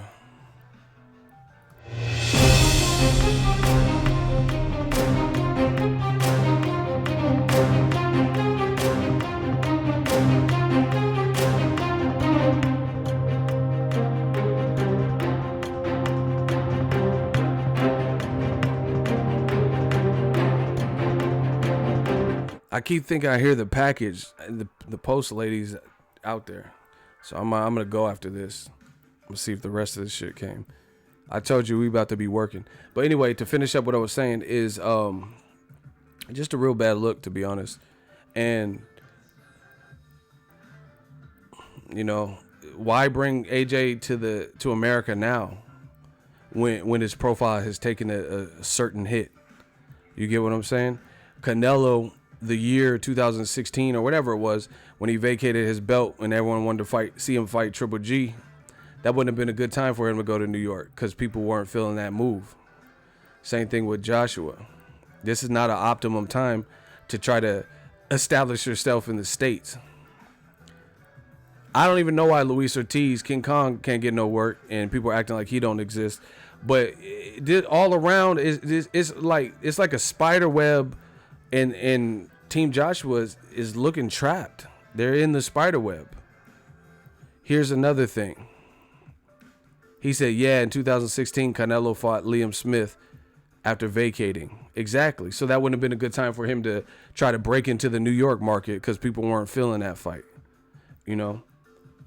But the last thing I'm going to leave y'all with is this, that makes this whole situation look bad, is because it's like so many ways to connect this, and I can't wait for old media. They'll probably just ignore this because this is what they do, like true cowards. The man fans, old media, you know, those old media channels and shit, when they don't have a solution, they'll just act like it doesn't exist. Like, but I want the fans to stand up and, you know, start speaking it. You know, ask these people, why are you not making a video about this and that, blah, blah, blah. But if Joshua comes to America for Gerald Miller, why was he not willing to come to America for Deontay Wilder, for Undisputed? If you're trying to now make it look like Wilder is ducking you and using this bait as, oh, hey, it's for all the marbles, it's for Undisputed, why would Wilder not answer our emails?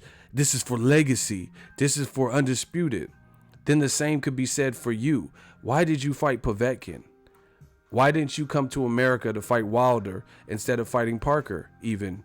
Because Wilder had more respect, I would say. He was considered more of a threat. But definitely for the $50 million shit. Why didn't you come to America for that? But now you might come to Madison Square Garden. So the timing would be extremely odd to me for if that's true. And Dillian Whyte, what he's saying, he said he hasn't been offered the fight. So if they don't fight Dillian Whyte and the game plan is really to see AJ come to America for Gerald Miller, that's going to look crazy. That's going to look crazy. And that's going to show you, you know, I don't know. Like I said, we'll see.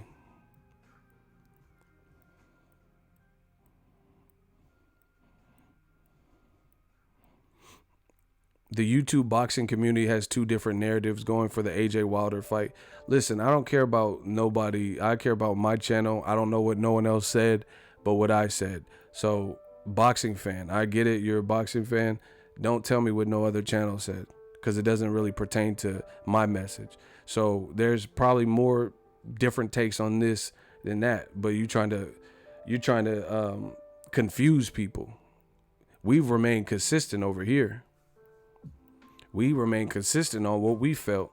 So I don't know. I can't be held accountable for what someone else said. I don't know.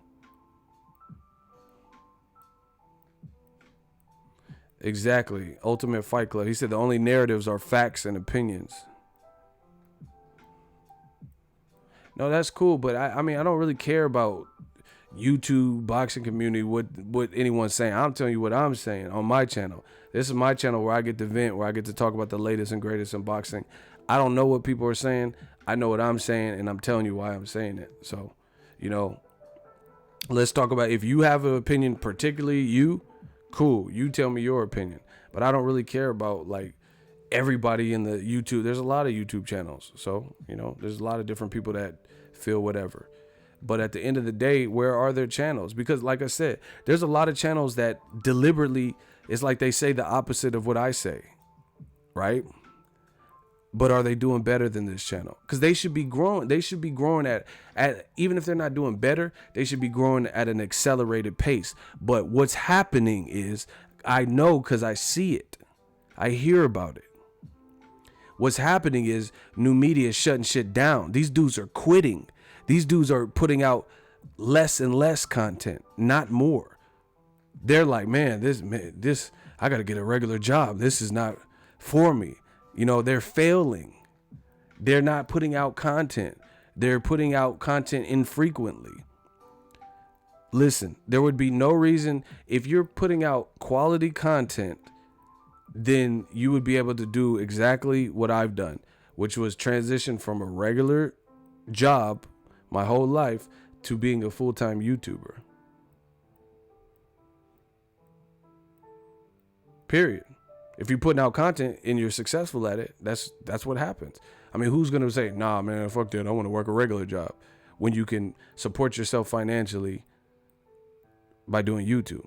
But the thing is, these dudes can't, because they're talking bullshit, majority of them. The people that do this full-time are the people I see at the fights. Period.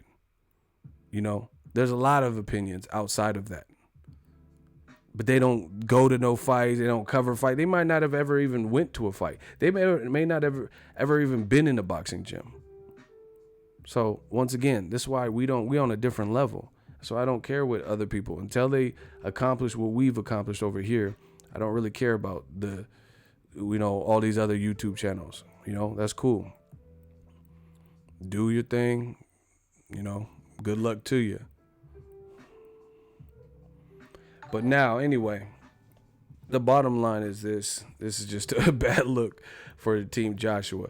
Why would he come to America to fight Gerald Big Baby Miller, but not come to America for Undisputed and Legacy, which they're trying to push this narrative right now? Like, oh, why would Wilder not respond to us? He should want Legacy. Then the same could be said for Joshua in 2018. Why did you choose Povetkin over the Undisputed Legacy? Why are you willing to come to America for Gerald Miller, but not for Wilder? And see, it's now I think we're getting to the bottom of this Joshua situation. It's somewhere along the line, it just seems like a lack of confidence. Somebody somewhere has a lack of confidence, an uncertainty. It's bottom line. We're like, oh yeah, this Gerald Miller's the perfect fight to introduce us to the American market, because you think you like your chances against Gerald Miller. But against Wilder, he's this crazy power guy. So there's no guarantee that you can get out of that in one piece, without, getting knocked out or stopped.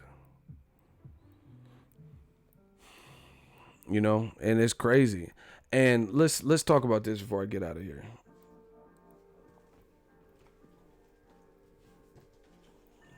I was about to get off, but you want to encore? Y'all want to encore and talk so I could talk about this last little point? Y'all want that encore? Can I get a hell yeah? And get the likes up. Smash the like button. Ain't shit free. Shout out to the super chatters also.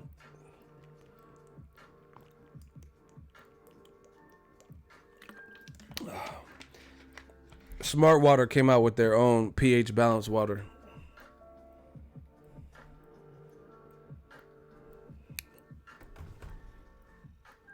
All right. Here's a quick encore.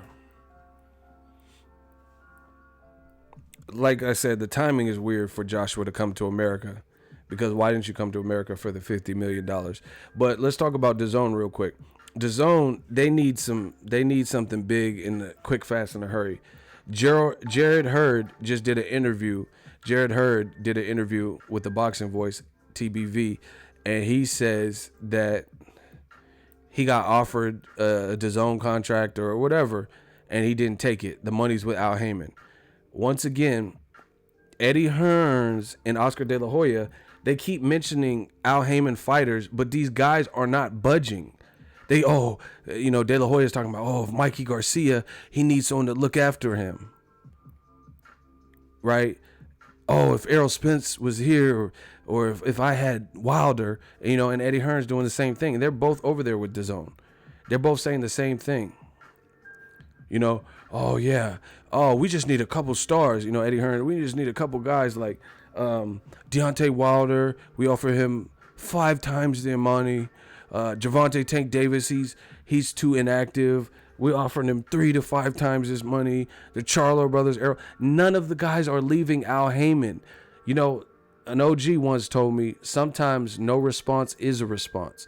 That applies for Wilder not responding to Joshua's offer now because you know what it is, and he's trying to get a Tyson Fury rematch, and they don't need Joshua, which Joshua has admitted. He said, now they're like, we'll leave Joshua out in the cold. They know what's going on, but what they're doing is trying to play off to the public. They know because they're saying it in the interviews, and like this DAZN thing is like, bruh, you keep the Golden Boy, the 2 promoters that are working with boxing on DAZN are begging for really Al Heyman fighters, and they're getting rejected front, right, and center.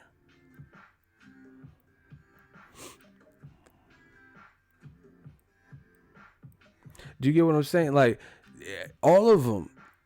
Eddie Hearn keeps talking about this person, if we sign this person, if this person, but none of them are leaving Al Heyman and uprooting. The only people that have left Al Heyman were like Jesse Vargas and guys like that, but none of the guys who are close to pay-per-view, have a crazy momentum and crazy charisma, none of them have left Al Heyman.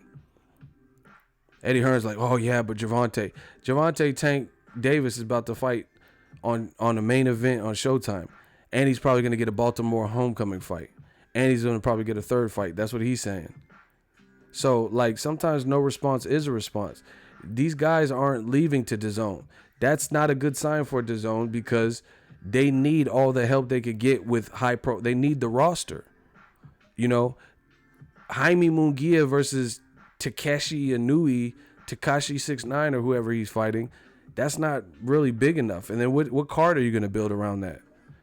You can't bank on Canelo and AJ to suffice for a whole 12 months. They need something big. Canelo's going to have to fight Danny Jacobs, Andre, Charlo, somebody. You're going to have to get Triple G and Charlo on there. You're going to have to get something big like that. Right? So Jared Hurd, he's like, man, that money wasn't nothing. Al Heyman, that's the safe bet. I'm riding with Heyman. Broner said the same thing. Errol Spence clearly said the same thing because he's fighting in his first pay-per-view with Heyman. Broner's getting a pay-per-view with Pacquiao this month. And then DAZN's still talking about, but Tank, I feel bad for him. DAZN got to do something. They need it. They need that big fight. And then I really feel, and then here's another thing. A lot of people get mad when I'm saying stuff because they have these fake allegiances to different things and they just want to be right or whatever. I don't care about being right or wrong. I'm telling you what I see. And the other thing is this. Terrence Crawford versus Amir Khan. Who do you think is the A side? Who's the A side? I'm gonna kick the science to you.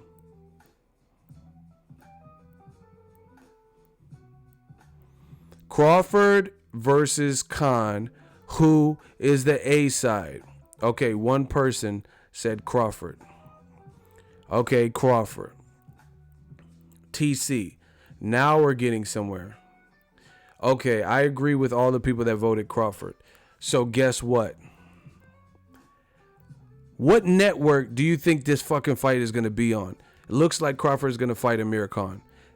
What network does Crawford fight on? I'm not talking about who wins the fight, none of that shit. I'm talking about who's the A side, who has more momentum. Shout out to The Bachelor. Exactly. ESPN or ESPN Plus. Shout out to The Bachelor and Real Brother 32. Do you guys understand my concern? So, in my opinion, Crawford, hear me out, because I know you motherfuckers like to jump the gun. Crawford versus Khan, that's not a bad fight. You know, yes, Khan has a shaky chin, whatever, but at his best when he's boxing well, it's interesting. So I'm not really mad at that fight. Another reason I'm not mad is a lot of guys are occupied. So that gives... Errol Spence is fighting Mikey Garcia March 16th. Lamont Peterson's fighting against Sergey Lipinets. You have Danny Garcia fighting Granados, I think in April or whenever, right? You have Keith Thurman making his comeback in January. Plus, he's trying to build back up. So there's really not anyone open. Sean Porter's fighting you guys. So there's really no one much better than Amir Khan that is open, that doesn't have a predetermined fight that we know about. All those guys are... So realistically, unless it's like maybe Kell Brook, Khan is probably the best option. Or it would be Kell Brook, Khan, or Collazo. Those would probably be the best options for Crawford that are logical. See, y'all saying good point. There's a lot of channels that be like, oh, this is bullshit. Crawford, why is he fighting Khan? This is bull. But they're not being realistic because, like I said, I just went through the best welterweights. They all have fights, you know, but people don't look at stuff because they're emotional. I strip away all the emotion, and we get rid of and strip away the inessentials and talk about what's real in boxing.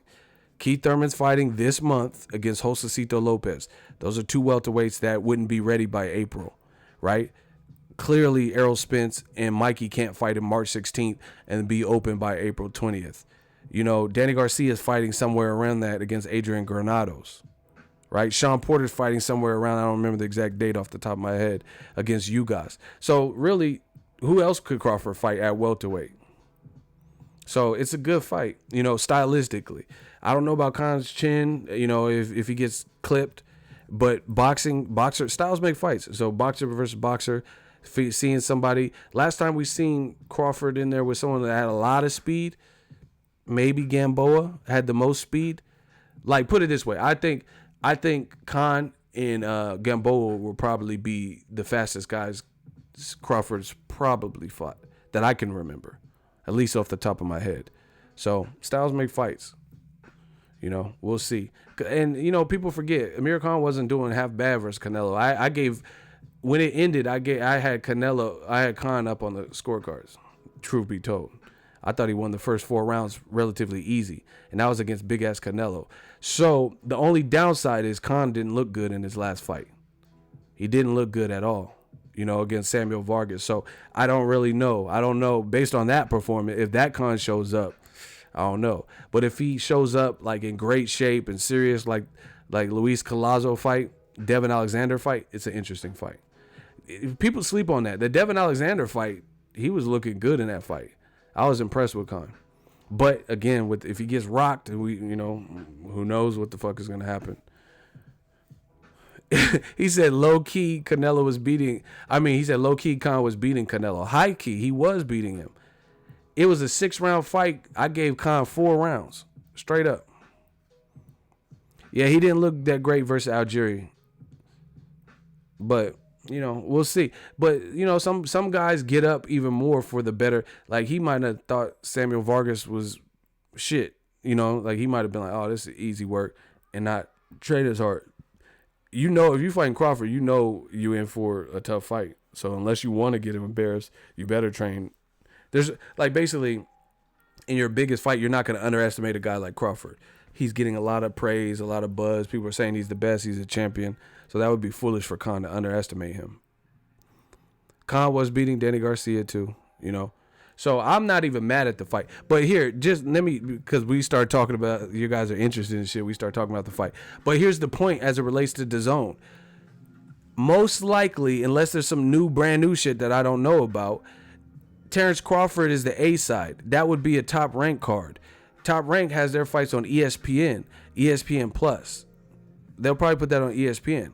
So the point being is, Matchroom, yet again, has another fight or fighter in a solid fight with two name known people, and probably is not going to be on DAZN. It's probably going to be on ESPN. Again, the fight is not even officially announced, but I've never heard of no joint streaming duties. I don't know how that would work. So that is going to be crazy if Terrence Crawford fights Amir Khan, right? Just hear me out. Terrence Crawford fights Amir Khan on ESPN, and DAZN doesn't get none of the credit for it, doesn't get none of the streaming revenue or the viewership or subscribers growing. Then what is Eddie Hearn giving to DAZN? Versus if Amir Khan fought Kell Brook, that's two Matchroom fighters. So that would be something that you would most likely put on DAZN, because it's two in-house Matchroom fighters that you control the careers of. So my question is this: what is DAZN, like, what big fights are they getting? If, again, I don't know, but I'm just speculating a little bit here, but I don't think I'm way off. Because how is ESPN going to stream the fight or make it available or whatever, and then DAZN streaming it too? And Khan's the B side of that equation because he's not the champion. You know, he didn't look great in his last fight, so I don't see how he would be the A side. So to me, that would be like Canelo versus Rocky Fielding, in the sense of, yes, it was an Eddie Hearn fighter, but that was really a Golden Boy card, and they just happen to all be on DAZN. But with Crawford, if he fights Amir Khan, I really believe it's going to be on ESPN.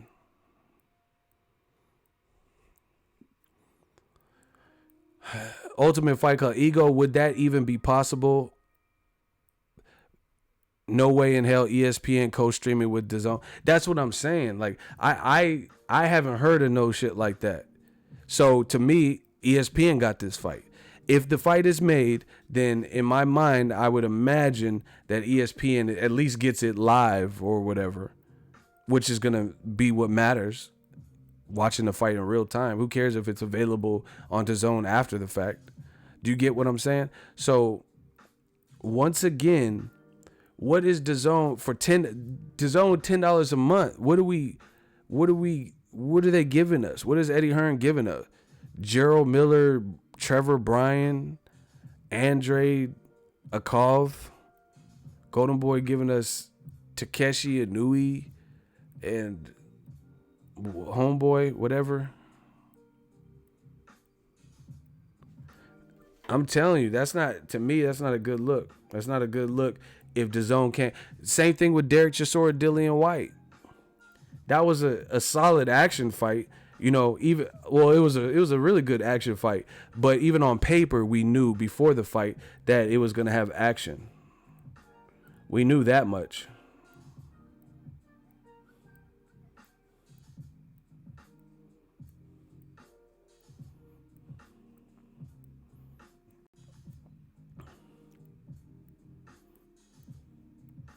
We knew it was going to have action.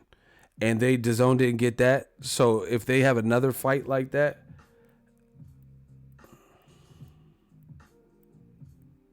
and it doesn't,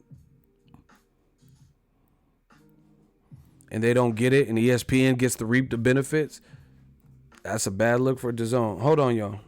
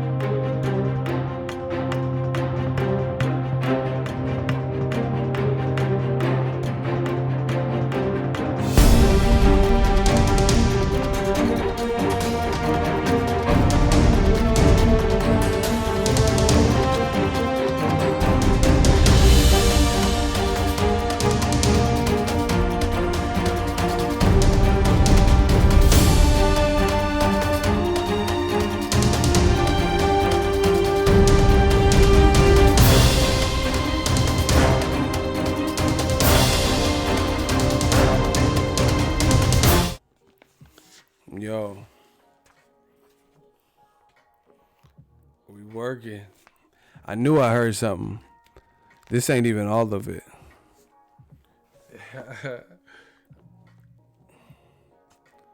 Yeah.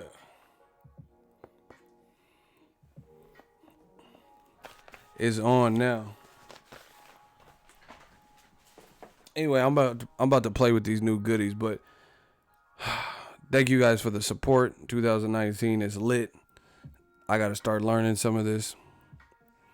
We working, baby.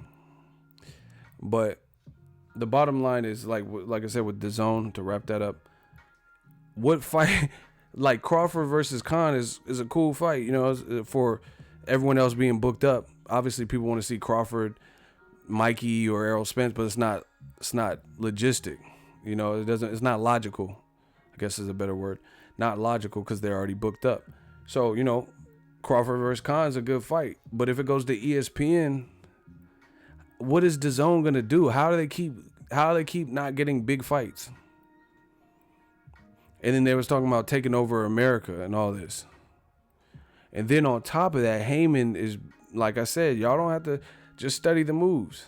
Heyman's going to the UK, giving them Pacquiao versus Broner for free. Jose Uzcategui, Caleb Plant for free. That card just had Guillermo Rigondeaux added. Joey Spencer's going to be on it. And somebody else is on that card. It's like, what? I don't understand the what's happening right now. Like DAZN, when they did do the Canelo special, they had high quality cameras, you know, good production value in terms of the quality. And that would be nice for, like, let's say Crawford versus Khan build up. But what's the point of spending money to build something up if it's not going to be on your app or your network? I'll wait for the details, but I'm telling you, that's like strike two. Strike one was letting Derek Chisora, Dillian Whyte, a matchroom fight, go to Showtime in the U.S. And then if you let Terrence Crawford and Amir Khan fight on ESPN, that's a bad look. Especially when, I don't get it. Amir Khan should be fighting Kell Brook. You know, that's what people have asked for. So you're his promoter of both Kell Brook and Amir Khan. You're promoting both of them, but you can't get that done? You can't pull the trigger on that? You know what I'm saying? You can't pull the trigger on Amir Khan, Kell Brook?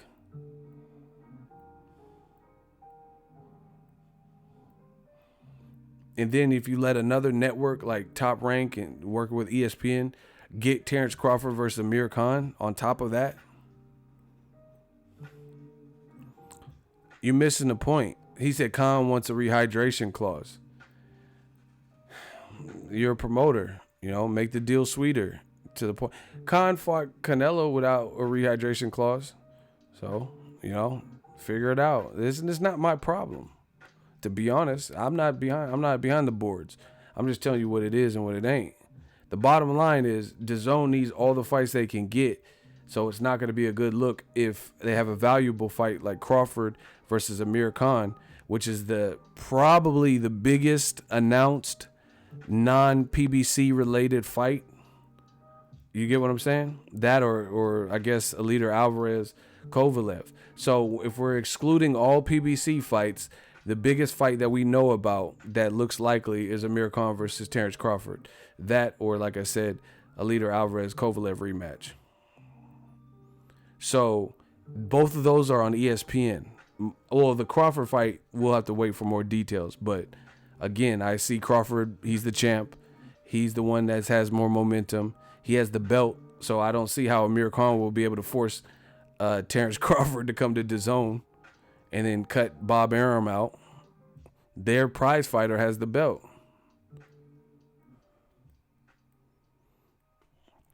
So, you know, we'll wait for the details, but if they let another big fight get away from DAZN, this is not how can you justify, like, real talk, how are you justifying $10 a month? Hey, just block boxing fan, man. I'm sick of seeing he's been arguing, cussing people out. Just block him. Like, just block him. Shooters, just clap him.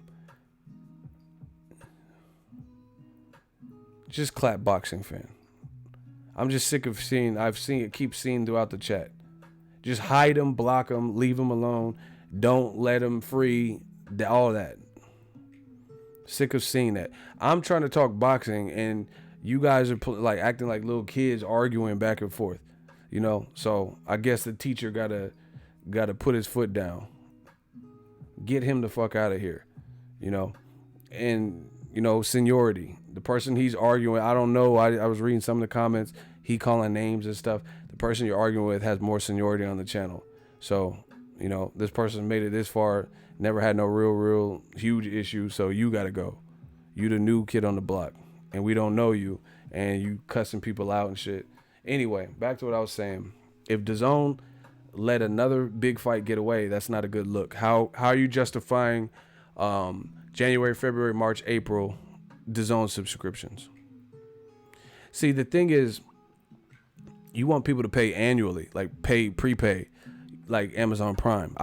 Every Amazon Prime, I pay prepay for the year. I don't like recurring shit coming out because, you know, it could come out whenever. I don't like that. I just pay. You know, it was $99. I think it's like $139 now. I don't know. But anyway, I just prepay because I know I'm going to get my money's worth out of the Amazon Prime, Amazon services. You get what I'm saying? You see. Like, you know I'm getting my money worth. This is all Amazon shit. And that big box from earlier. So that's the point. But DAZN, I feel like at best people are going to be hit or miss and like, oh shit, Canelo's fighting, and you know, subscribe for that month. But you want to get long-term customers. Not having any major cards January, February, March, or April. And I know it's still time to build some of these maybe March, April cards or whatever, but I don't know what they're going to build. Then, you know, even bringing Joshua, you bring him to America for Gerald Miller at this time. I know, Armando. I'm getting everything. I'm trying to get everything situated. I really am. 2019 is lit. But that's just my thoughts on the matter. It's just like you're talking about Joshua coming to America at the worst time in terms of like perception. Americans was riding with Joshua, but now maybe not as much just because of how the Wilder Fury situation played out. You know, and then the more interviews they do, people want me to stop talking about it, but I'm only merely reacting to what they're saying. So as long as they keep talking, then I can react to it. But when you say that Dillian Whyte, a guy that AJ knocked out and has experience with, is the most dangerous guy, and make Wilder make it look like he's an easy fight, then why didn't you fight him before Joseph Parker? Why'd you fight Povetkin? You know, it's not looking believable at this point. That's all I gotta say. I gotta play with this new gear, you know. Let's get it. Smash the like button. We working. Make sure you smash that like button. Peace out.